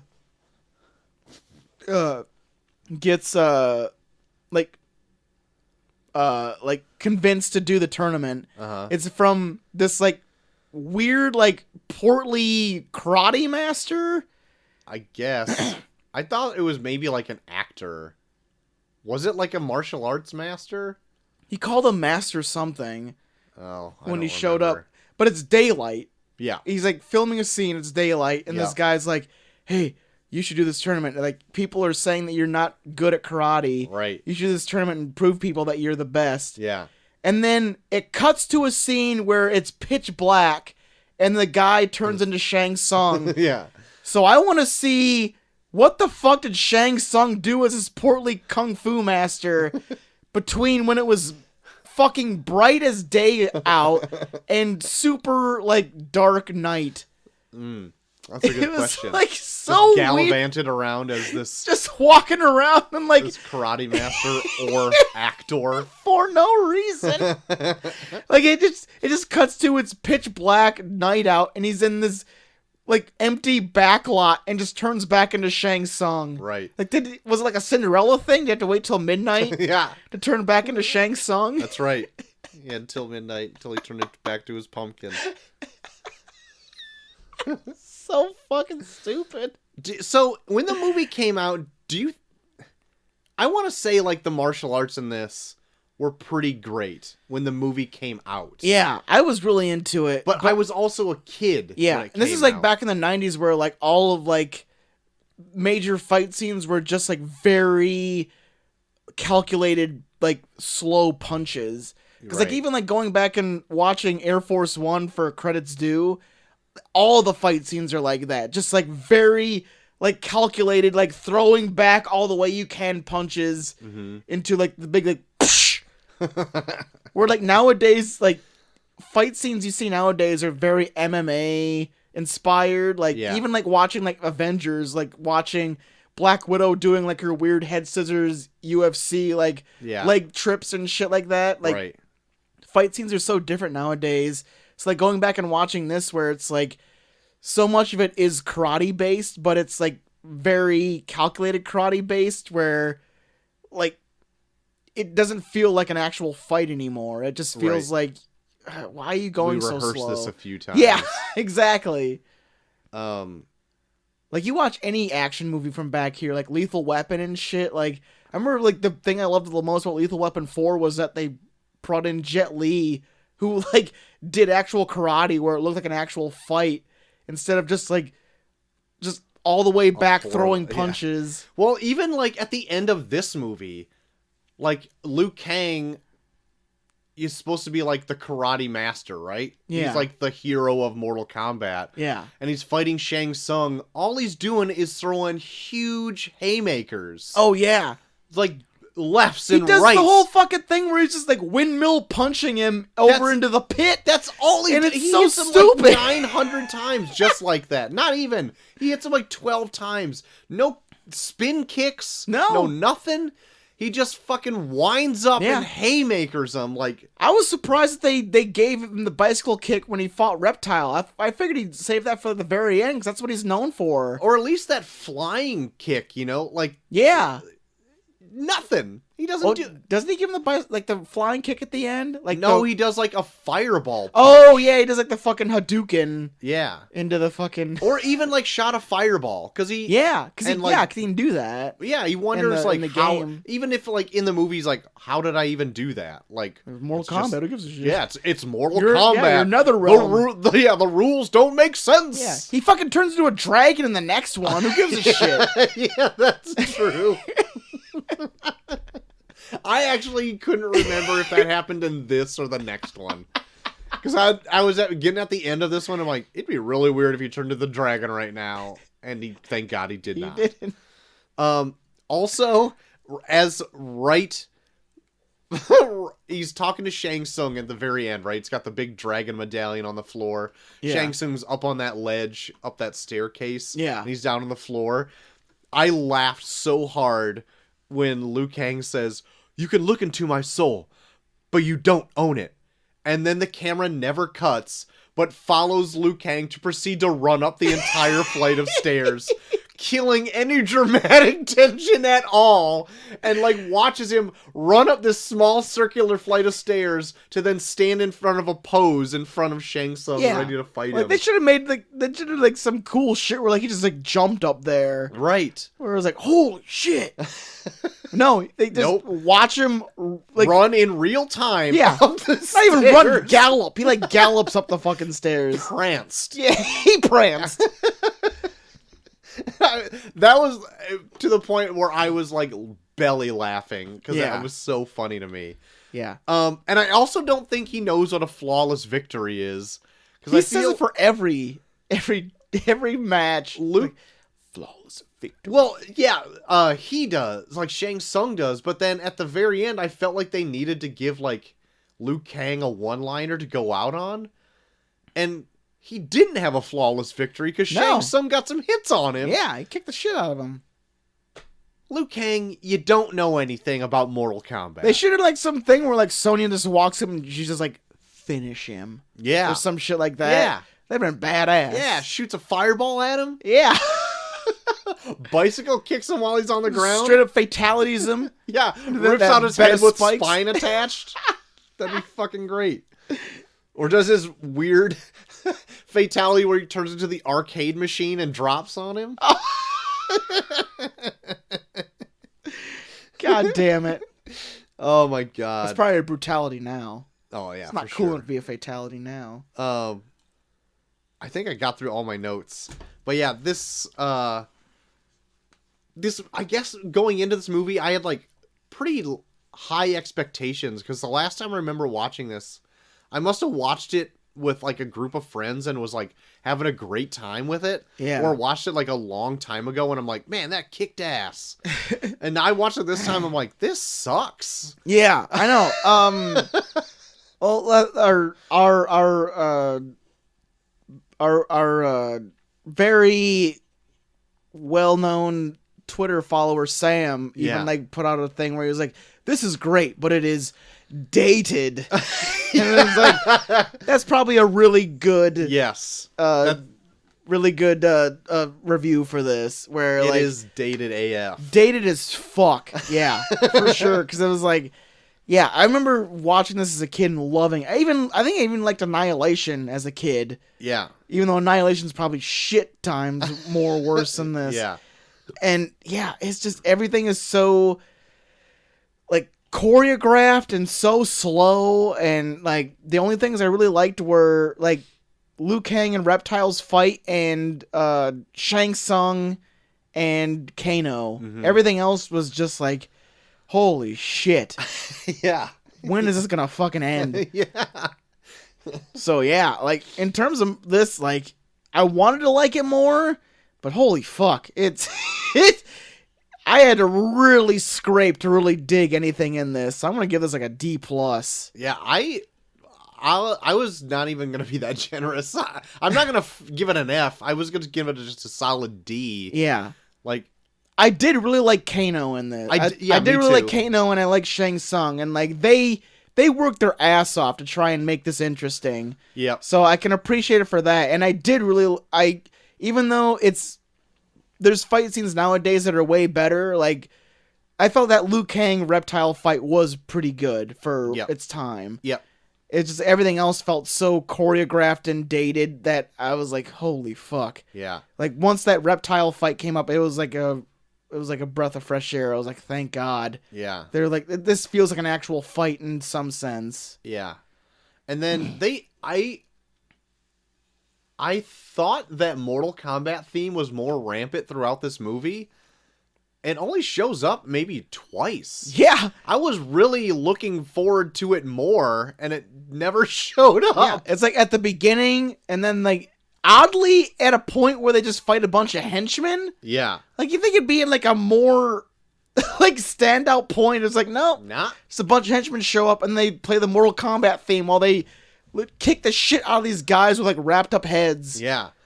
I thought it would be, and is it during when he fights Reptile too? No, they play the Reptile theme during the Reptile. Oh, okay. But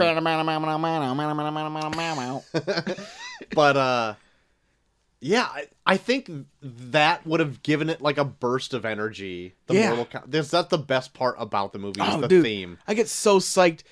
So I know, so do I. I watched a little bit of this when I was laying in bed, and I watched the beginning of it, and like me and Molly's dog Roy was laying in bed, and he was like fast asleep, and I didn't know how loud it was, so I played it. The first thing that plays is yelling Mortal Kombat, and the volume was all the way up. So it yells, Mortal Kombat! And then Roy just like sits like so at attention because it just all I could hear was someone yelling. It scared the fuck out of him. I watched this. I was apprehensive about watching this with my kids. Yeah. Because I'm like, it's kind of violent.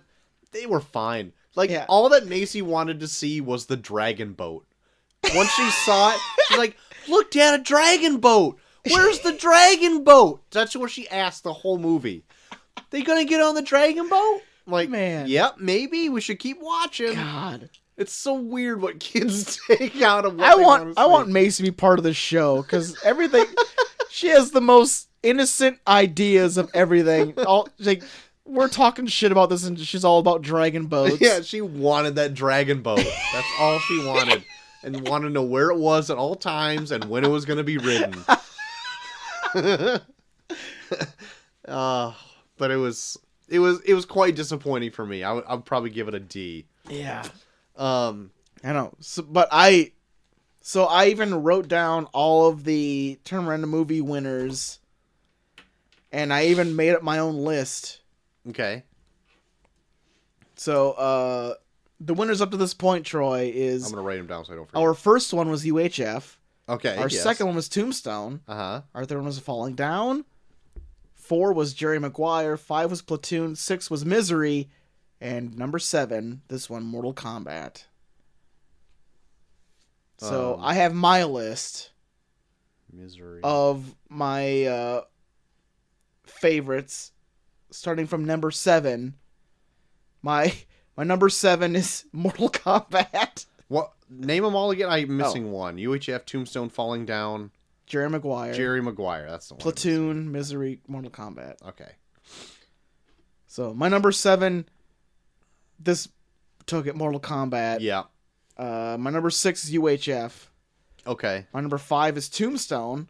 Okay. My number 4 is Platoon. My number 3 is Misery. My number 2 is Jerry Maguire. And my number 1 is Falling Down. Okay. I would also say Mortal Kombat's my least favorite. Yeah. And then I think I'm going to have Tombstone as my next one. Yeah. Yeah, because you like UHF more than I did. I do. Oh man, I don't know. I'm kind of stuck between like two. I probably liked. You know what? Okay, I'll do Mortal Kombat, Tombstone, Misery, UHF, Platoon, Jerry Maguire, Falling Down.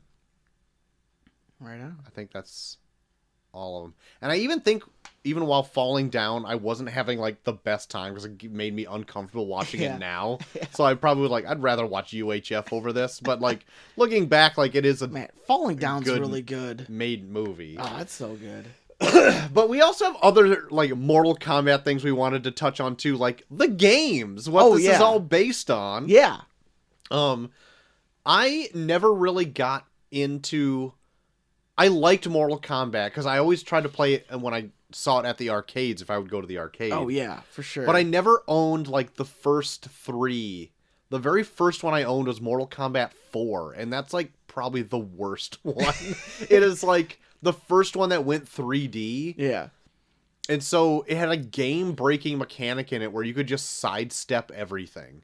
Oh, God. So like any like fireball that you would shoot, you could just continually just sidestep in a circle around your opponent and never get hit by any of that shit. Ugh. Yeah. And it introduced like a weapons system that everyone had their own weapon.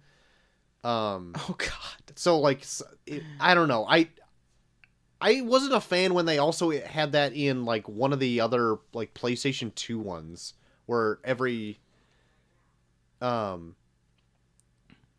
like fighting they had a fighting like 3 fighting styles and one also was a weapon. Mm-hmm. I'm kind of just a fan of like you have one set of moves, Yeah. like one fighting stance, Yeah. and like it's 2D sides. Oh, yeah. Like you can't. That's like the perfect like setup right there. And I'm Like- glad the newer games went back. Yeah. Even to now. that. Yeah. Even nowadays, it's like more 2D, and I really dig that. Yeah. But yeah, I remember my initial memories of Mortal Kombat was, for some reason, I don't remember why we had it, but like we had someone's Sega Genesis for like a week, and we went to Shiverinas at that time, which was like the main like rental place in town where you could rent like videos and stuff, and they had like games there. So like we went there, and I was like, my mom was like, okay, you can rent one game and then you can play it for the week because we have to give it back to whoever's Right. Genesis was. And like I think I wanted to rent Shaq Fu or something. And my mom was like, well, no, well don't get that. How? Well, people are talking about this Mortal Kombat. Why don't you get this? You're like 6. Yeah, I'm like super young.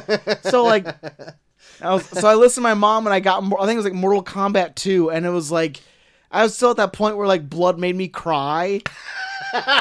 So like fatalities would happen where like dudes would like blow me up, and I'd fucking be terrified and like run away screaming playing Mortal Kombat. And it was the only game I could play for a fucking week.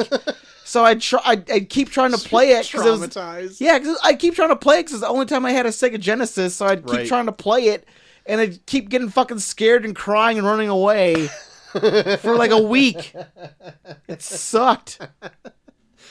But I mean, I did play at a friend's house Ultimate Mortal Kombat 3, which had like every character on the roster from that point. Yeah. And I think a few other ones that are introduced like in that game. Yeah. That one is awesome. The Yeah. mechanics of it are great. Like it's still got the sprites for the people, which I fucking love, like the live action like actors playing the people. Like and they're just like the cartoony 2D sprites or whatever. That like made it, like, gave it such a charm that like was so different than like Street Fighter, which were like cartoony. Yeah. I think that's maybe why like the ESRB was made. So like, Oh, yeah. because Mortal Kombat like made it so games had to be rated. Oh yeah, yeah, because they made shit violent as fuck. Yeah, but that one was like the one that really hooked me. And so when we got like a PlayStation and the new Mortal Kombat came out, it's like the fourth one. I'm like, oh yeah, I'm all in. And then ended up being kind of shitty, but I ended up like, having to kind of like it because back then it's like we didn't have a ton of money just to buy games. So you get one, play it for 6 months until you're tired of it, and then you get another one, right? And then it wasn't until like the PlayStation 2 ones started coming out. I think that was like the next ones to come out anyway. Or it was like Deadly Alliance. Oh yeah. I can't even I remember remember what. so we had like a kid that was like kind of autistic when we were growing up that loved Mortal Kombat and vacuum cleaners. Yeah, and, like, it was an odd thing. Yeah. But So like anytime we come across him, he spouted the entire intro to Deadly Alliance yep. verbatim. Yeah. Like all he had to do was ask him and he would say it like verbatim, like word for word, like Yep. we must stop this Deadly Alliance. Yeah. He had an instant recall for all of that. Like, Yeah. all the dialogue, all the Yeah. narration, He knew loved it. Mortal He Kombat. fucking loved It was Mortal so Kombat. cool. All he had to do was ask him, and like teachers would get pissed because he'd start saying it, and it was like, Yeah. "Oh, that's not a nice thing to talk about in Mortal Kombat." But like, all he had to do was bring it up, and he would say it verbatim, and it was Yep. awesome. Let's see. Yeah, Mortal Kombat Deadly Alliance was the first one for like the PlayStation 2, and then Deception. And then those two were pretty good. Yeah. But the next one that I really loved was actually Shaolin Monks. Did you ever play that one? I've never played it all the way through. I think I've played a few levels with you when you had that PlayStation 2. That was because it broke from the format of just being like a fighter. It was Yeah. like a role-playing game where you Yeah. played You could play 2-player with it too, because Yeah. you were like Liu Kang and Kung Lao. Yep, and you were the Shaolin monks. You would go through all this stuff, and it was pretty much the game of Mortal Kombat 2, but you played through it as a story. Oh, nice. And like traverse through all like Yeah. the realms and stuff. Yeah. Me and Dinosaur Neil one time like stayed up until 6 a.m. to beat the whole game. Like we started like at 9, played all the way till 6 a.m. Holy shit. just to beat the whole game. And then if you beat it, you can play as Scorpion and Sub-Zero. Oh. That was pretty sweet because Scorpion, like, I'm surprised they even got it through because his classic catch line of like, "Get over here." Yeah. Like, if you do like his hook and or his spear move, Yeah. like at random points, it'll say, "Get the fuck over here," and it'll like pull you in, and I'm like, did you say fuck? and then if you do it again, another random one will be, "Get over here, bitch." And I'm like, holy shit, Scorpion kicks ass in this game. It is awesome. That's badass. But I think it's in Mortal Kombat Deception, if I'm not mistaken. There's a mini game portion in that one. Wasn't it Armageddon or something? No, it wasn't Armageddon. It's either Deadly Alliance or Deception. I thought it was maybe it was not the one where like, you can play as anybody. That one is Armageddon, where it's Yeah. everybody. But the one that I know we wanted to bring up Yeah. is, I want to say it's Deception, but I might be Okay. wrong. It's either Deadly Alliance or Deception. But they had like mini games you could play. Yeah. And We one played is like, Puzzle Combat where like yeah. when you first moved back to around here, like I would show up and we'd play it and we'd get so pissed at each other. We played the mini game more than the actual game. Yeah. For whatever reason, this Puzzle Combat got super Oh, competitive. totally. When we'd fucking corner like the character that had the best ability in the game and like try and like use them all the time and be like, fuck you, fuck Yeah. you, man. Yeah. I think it was like Sindel had the best one. 'Cause, like, she could like scream and clear the whole board or something. Yeah. Yeah, she did. And then it's like other people had some very shitty special moves. Like Baraka's would just like, Yeah, Brock's had like the edger yeah, the or blades whatever. would just like come up and just like clear like the edges. Where yeah, it's like, it's like, I don't need that. Yeah, Sindel clears the whole fucking board. Why do I need you, you piece of shit? I did like some other ones where it would drop. Well, actually, if you got huge combos, it would drop them on the other player. Yeah. That was pretty fun. And Yeah. then, like, other ones, you could jumble up their board. That was other special moves. Yeah. Anyway, I would be into playing that right now. Oh, dude, yeah. We would like piss each other off playing that. Yeah. Like, fuck you! we'd, Like, throw the controller down. It'd be like you, Dinosaur Neil, my other brothers at, like, my apartment. And we'd just be like, yeah, we puff, would puff, yeah, we passing would the puff, controller. puff, pass it and just like fucking like if whoever won, they keep going, and like there'd be times where like one of us would just keep going like 3 rounds where it'd be like, fucking lose already, you piece of shit! Fuck you! Yeah. Anyway, that was a great time to be alive. Oh, loved it. That was so good. And then after Armageddon came out, that's the one where like it literally had everybody in the game. Everyone. But they got rid of fatalities in that game. They did? It was create a fatality, and they fucking sucked, and everyone hated it. But that like pretty much killed it. Yeah. Because then that jumped into like the PS3 era, where it was Mortal Kombat versus DC, Which was fun. Kind of fun, except they took away fatalities for the DC people, just made them brutalities. Yeah. Even though some of them would obviously kill. Yeah. Like. Yeah, well, they I think they leveled it down to where it's teens, so they didn't like do anything too violent. Yeah, and I think that was just because I think at this point in time, also Warner Brothers bought the license to Mortal Kombat. Yeah, I think so because too. Midway Games went out of business or something along those lines. Yeah. So it was made by then NetherRealm, well now NetherRealm Studios and like WB Games. Yeah. So they could incorporate that crossover in there. Because I remember there was even like a quote unquote fatality from the Joker where all he did was like pull his pistol out and fire it, but they like zoomed out on his face while he fired. Where it was like, well, that's not even a fucking fatality. Right. You're just watching the Joker's face smile as he shoots someone in the head. Right. You're not watching him actually shoot someone in the head. Yeah. And I think they used that fatality later in Injustice, maybe? Maybe. Or maybe Aaron Black used it. I'm not sure. But they reused that one to show it in its full glory in a different game. Yeah. And speaking of Injustice, like, I think that comes out after Mortal Kombat relaunch, where it's just branded Mortal Kombat again for, like, the generation of consoles after that. Yeah. Which was, like, when they started doing that, it made the game way more cinematic, which I always wanted it to be. Like, I liked the arcadiness of it, but at one point when they were trying to, like, incorporate way more story into it, like, I always wanted the fatalities to be, like, more of a bigger deal and, like, highlight them. Yeah. Instead of just, like, it happens just on screen, you know? Yeah. God, I know. Like, the fatalities nowadays are so fun to watch. Yeah. Like, there's YouTube videos made of just the fatalities. Yeah. Where, like, you could watch that for, like, hours on end. Yeah.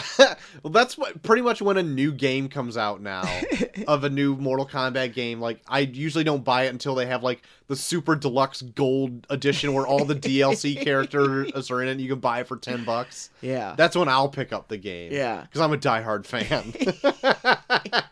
But I'll just watch all the fatalities on YouTube. Yeah. And then I'll play it, like, 2 years later. You know what I mean? Like, I don't, man, I love Mortal Kombat 10. It's probably my favorite Mortal Kombat that I've ever played. Yeah. It's so fun, and, like, 11's okay, but, like, they go way too in-depth on the whole, like, put this rune in this thing that you wear to ward off ice powers and shit, where it's, I don't fucking like that shit, but, like... Oh, like, is that like RPG elements where you're yeah. I don't want to do any of that shit Yeah, either. there's so much of that shit in 11 where I can't stand it, but like 10 is so fun. Like you can just put 10 on and like just pick the character that you want and just like kind of play it just mindlessly. Okay. And that's what I want my Mortal Kombats to be. Yeah. And they just introduce characters here and there where like they're interesting and fun to play as. Like I think that's the one that introduces, I can't remember what their names are, but it's like this big brute and like a baby with a fucking giant like Wolverine claw. Oh yeah. And I can't remember what it is. Yeah. I keep wanting to say Toka and Razor. That's from Ninja Turtles too. It's pretty close to that, though, I think. But I love them because it's just like this big brute, and then this baby just comes in and just like fucking slices dudes in half. Yeah. And, like, yeah, it's so good. And they even have like the Predator and Alien in that one too. Yep. So I love Mortal Kombat 10. Yeah. It's unfortunate, like, the newest ones have been coming out when I'm, like, doing, like, big, huge things in my life, like buying a house and getting married and having kids and stuff. Because I have no time to play it, even though I would and I don't really want to play it in front of my kids now. Yeah. Because it is way violent. I would say get like, especially because it's probably like super cheap now. I think you would really love Mortal Kombat 10. Yeah. And they have like the XL out now where like you can get all like the all of the DLCs and shit, like all the extra characters and shit. So I think you really dig it. All right, maybe I will do that. Because they have like Predator and Alien and Jason and shit on there. Right. It's really fun. But Mortal Kombat 11 won for best story for the. It has a pretty cool story, and that's what I heard too. Like going back in time and all that. Shit. Yeah. Like they introduce like older characters to the younger selves. Where like I love watching like Johnny Cage interact with his younger self, or like his younger self's being like, "Hey, you want to hit that?" And he's like, "I'm married."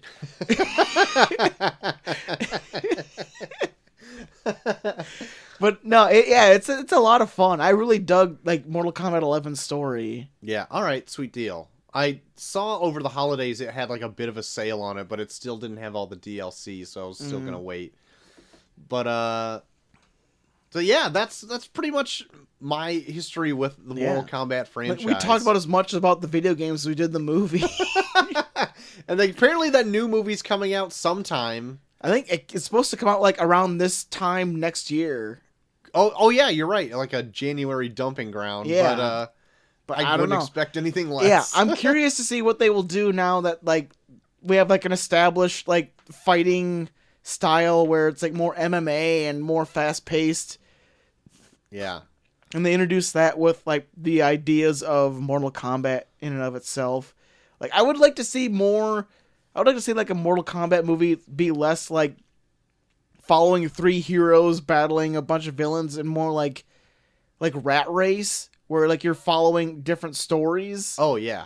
But they're in this one tournament. Yeah. Yeah. Because there's so much they could do with like Scorpion and Sub-Zero's story. Yeah. And like Kano and Sonya's and like Johnny Cage by himself and Kung Lao and like Liu Kang. Like I don't know, like just like going through Mortal Kombat, like the game by itself is pretty interesting because it's like when you play as that character in the story, like you see like the whole thing about Mortal Kombat is like if you win, you get like what you want in life fulfilled for you, and then they like play out the whole like backstory to that at the end. Yeah. To like kind of see like why am I here and what like do I make it to this certain point where I can like fulfill that, and like especially with, like Scorpion and Sub-Zero, like their stories are really interesting. Yeah. And all they really do for the movie is like they're mortal enemies, but I have them under my spell. Yeah. And they end up just being fodder. Yeah. It's like, oh, well, Even they're like like the most popular characters. Yeah. Even down to like Scorpion has like this weird like reptile spear that comes out of his hand. Oh yeah, I hate that. It's so stupid. And he never does the get over here where he actually puts it through somebody. It goes into a tree and dies. Right, it splats into a tree in that fucking orchard. Cabernet Sauvignon. But yeah, God, that movie was garbage. Anyway, yeah, I think that's gonna do it for us. It's gonna do it for that Mortal Kombat. So if people want to talk about a little bit of MK with you, JT, where can they do so? Do you want to talk about what we've been into? Oh yeah, we should do that. Maybe? Yeah, let's do that. Well, there's not too many things I've been into. I watched there's a new series on HBO called The Outsider. Mm-hmm. And me and Molly watched the first episode of that. It's got Bendy Mendy in there. Okay. Good. And man, I'm really digging it. Like that first episode's really good.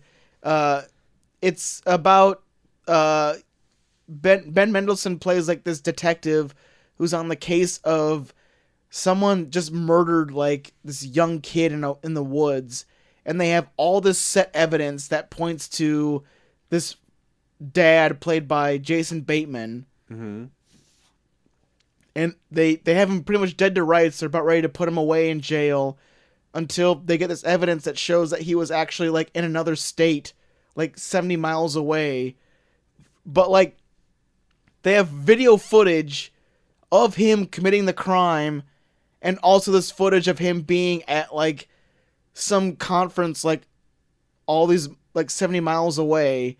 So then like the whole series is like, so did he trick something? Does he have like some kind of thing set up? Because like Jason Bateman is perfect for this because he has that like face where like he can look both worried and like be like fuck you at the same time. Yeah. And it's awesome because it's like there's so many times where like you see him and you have no idea like what he's thinking at that point, where he's being like, why is this happening to me? Or if he's being like, I've got these guys under my... They don't have no fucking clue. Right. And like even like down to where spell. even like down to where like they're following like the video footage of like him committing the crime, and they're like following him to like this train station, and like he's just like looking in the camera and flipping him off, where it's like, is that Jason Bateman doing it? Or is this like some kind of like supernatural thing? Is it like an alien or something that's like taking his form? Like, but it's so cool because you have no idea if it's even going to be like a supernatural thing, or if it's like a thing that he's like tricked them into thinking that he's at this conference. And it's like, like I'm like hooked right now because they play it up where there's so much tension where that you have no idea who's telling the truth and what's right or what's wrong. So I'm really into it right now. All right. Righteous. And fuck. Oh, and I started just on a whim because I heard it's been really good. I've started watching the show Killing Eve, which it's on Hulu if you want to check it out. But it was on like BBC America, and like it's about like these two women. One is like a part of like this task force for like the MI5, and the other one is like an assassin. And the chick from MI5 is trying to like hunt like this assassin down, but it's like they're both in parts of their lives where like the woman that's part of MI5 feels kind of domesticated and wants to like branch out more, and the chick that's the assassin is like living this extravagant life where she wants to be more domestic. So it's like one of these stories where like they're hunting each other, but then the more they get to know each other, they're like realizing that they kind of want their lives. Okay. And it's pretty interesting. I'm digging it so far. It's the one with like Sandra Oh and yeah. But it's pretty interesting so far. I'm digging it. Okay. Yeah, I saw a preview of that, and like I don't know why, but I find Sandra Oh very annoying. I can see that, but in this like looked like it would draw my attention. Yeah, she's way more low key in this. Yeah. And they make like crime fighting look like such a fucking boring job. Cause like she like comes in and she's like sitting in a cubicle until she gets into a meeting where they're like, okay, so this murder happened, so we're gonna go through all the gritty details of this, but in a very boring manner. Right. Where she's like, this fucking sucks. Yeah. Until she like meets someone that like lives this extravagant life where she's like, holy shit, this is kind of interesting, but she's killing people, so I should stop her. I don't know. It's really good. I'm digging it so far. Awesome. And that's all I've been into. I haven't really been into much. While you've been going on, I've been going through my streaming things to see if I've been watching anything. And there's been things that I wanted to start, but then just get overturned by kids in the room because they just want to do anything else. Yeah. So I started watching Teenage Mutant Ninja Turtles, which is on Netflix, by the way. Oh, it is? Oh, shit. Yeah, the one that's in our tournament is on Netflix right now. There you go. Stay on there. Yeah, please. I actually started watching and try to catch up on Ozark. Oh, yeah? That got nixed because I probably watched Toy Story 2 again or whatever it is. And then there was something else I wanted to watch on Disney Plus. I think The Rocketeer is on Disney Plus. I think it is too. And I've wanted to watch that again because I think Macy might like it. But probably not. What am I fucking kidding? More Woody. But yeah, more Buzzin' Woody, Buzzin' Woody, Buzzin' Woody. I'm like, fuck, Buzzin' Woody. But it's a lot of things that I've wanted to watch and just haven't gotten. Plus, everybody in my house is sick this week, and it just has been a piece of shit. Fun. Yeah. That I've probably been to the doctor every day this week. My God. It's been a bit of a chore. And I still have another doctor visit tomorrow. And that's my last one of the week, hopefully. God. I know. It's not great. Not great at all, Joel. Yeah. I had to go on Monday because Miles has like an ear infection. He had some weird gross shit in his ears. Oof. And then Chelsea went on Tuesday, found out she had influenza. Yeah. Then I had to go yesterday to get blood work done. And then today, today actually didn't have anything. That was pretty great. And then tomorrow I have an appointment for Macy to get her hip checked out. Oh, fantastic. It's fucked up, man.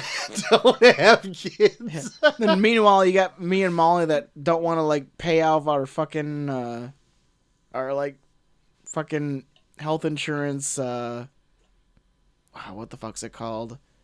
Deductible? Yeah, we don't want to pay off our deductibles, so we're just like avoiding the doctor like the plague. Yeah. Like I'm pretty sure I like separated my shoulder 6 months ago. I haven't been to the doctor. And I'm thinking about going pretty soon to get my foot looked at the doctor because we've met our deductible, and if I don't go now, then at the coming February, I'll have to pay a whole new deductible again. And I'm just like, God damn. Yeah. So I need to do that pretty quick. Yep. I know. I can only afford like the worst fucking medical plan on like the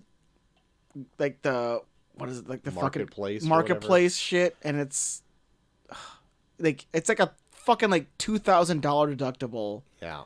Where it's like one of those things where it's like if I find out I have a cancer, I'm just gonna fucking do like a GoFundMe.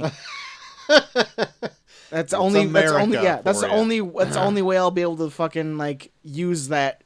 Like that's the only reason why I have that. Whereas like, well, if I start a GoFundMe for $2,000, that won't be as bad as like do like a GoFundMe for like 20,000. Yeah. So there you go. What a time to God be bless America. Get sick and lose your house. Yum. Yeah. Fun. That's gonna do it for the show, I think. Yeah. A very depressing note. Yeah. So if people want to talk Mortal Kombat with you, JT, where could they do so? They can find me at Flawless Victory with Bucky for everyone on Twitter, Bucky for on Instagram, and Bucky for on Snapchat. Troy. You can talk to me about Mortal Kombat on Troy to the Max, at Troy to the Max on Twitter. Hit us both up at Revue Pod if you want to tag us both in that shit. Yes. While there, you can vote for the tournament of random movies, so you can get winners such as Mortal Kombat to move ahead in it. Please do. Yeah, this week is Dude, Where's My Car versus The Nutty Professor. Yes. All of our episodes are uploaded onto podbean.com, reviewpod.podbean.com to be specific. As well as all the other streaming platforms for podcasts and all your podcatchers. We're everywhere. If you happen to listen to us on Apple Podcasts, if you rate and review us there, that helps other people find the show. And if you want to write in, such as our friends Jude or Eric. He's done some things. OJ. Those fine folks write in from time to time. Didn't OJ said he sent a package? Yeah, I tried to email OJ about that because I've been going down to the post office to see if it was there, and I haven't seen anything yet. What the fuck? So did Jay steal our package? Jay, you fuck. That's the guy who runs the post office. His name is just simply Jay. He's Will Smith from That's Men in right. Black. He's from Men in Black. Maybe neuralize me and I never remember my packages there. Fuck. Can you imagine? That son of a bitch. But anyway, that'll do it for the show. That'll do it. Yeah. So on Monday, we're going to do a flashback. Since we're talking about a video game movie, let's talk about a movie about a video game. Let's go revisit Ready Player One. Oh boy. Okay. Right on. Let's do it. Let's do it. Let's ready. Let's ready. Let's Player ready. One. Let's Ready Player One. Sounds fun. I've also wanted to go back and revisit that. I kind of wanted to too, and I think I've seen it on something, maybe HBO. I don't know. That probably sounds right. I don't know. Yeah, I don't know either because there's so many other things I kind of So want to many- watch on top of that. But Deathbed viewing. yeah, I know. But yeah, that'll be the show. So catch us Monday for that Flashback. And then for our next show, maybe on Thursday, depending on how The healthy wellness. your child, your children and wife are. Yeah. We're gonna dive into what so many people have been talking about with us. This is blowing me away how many people are like, I can't wait for you to review this. We're going to talk about Tango and Cash. Yeah.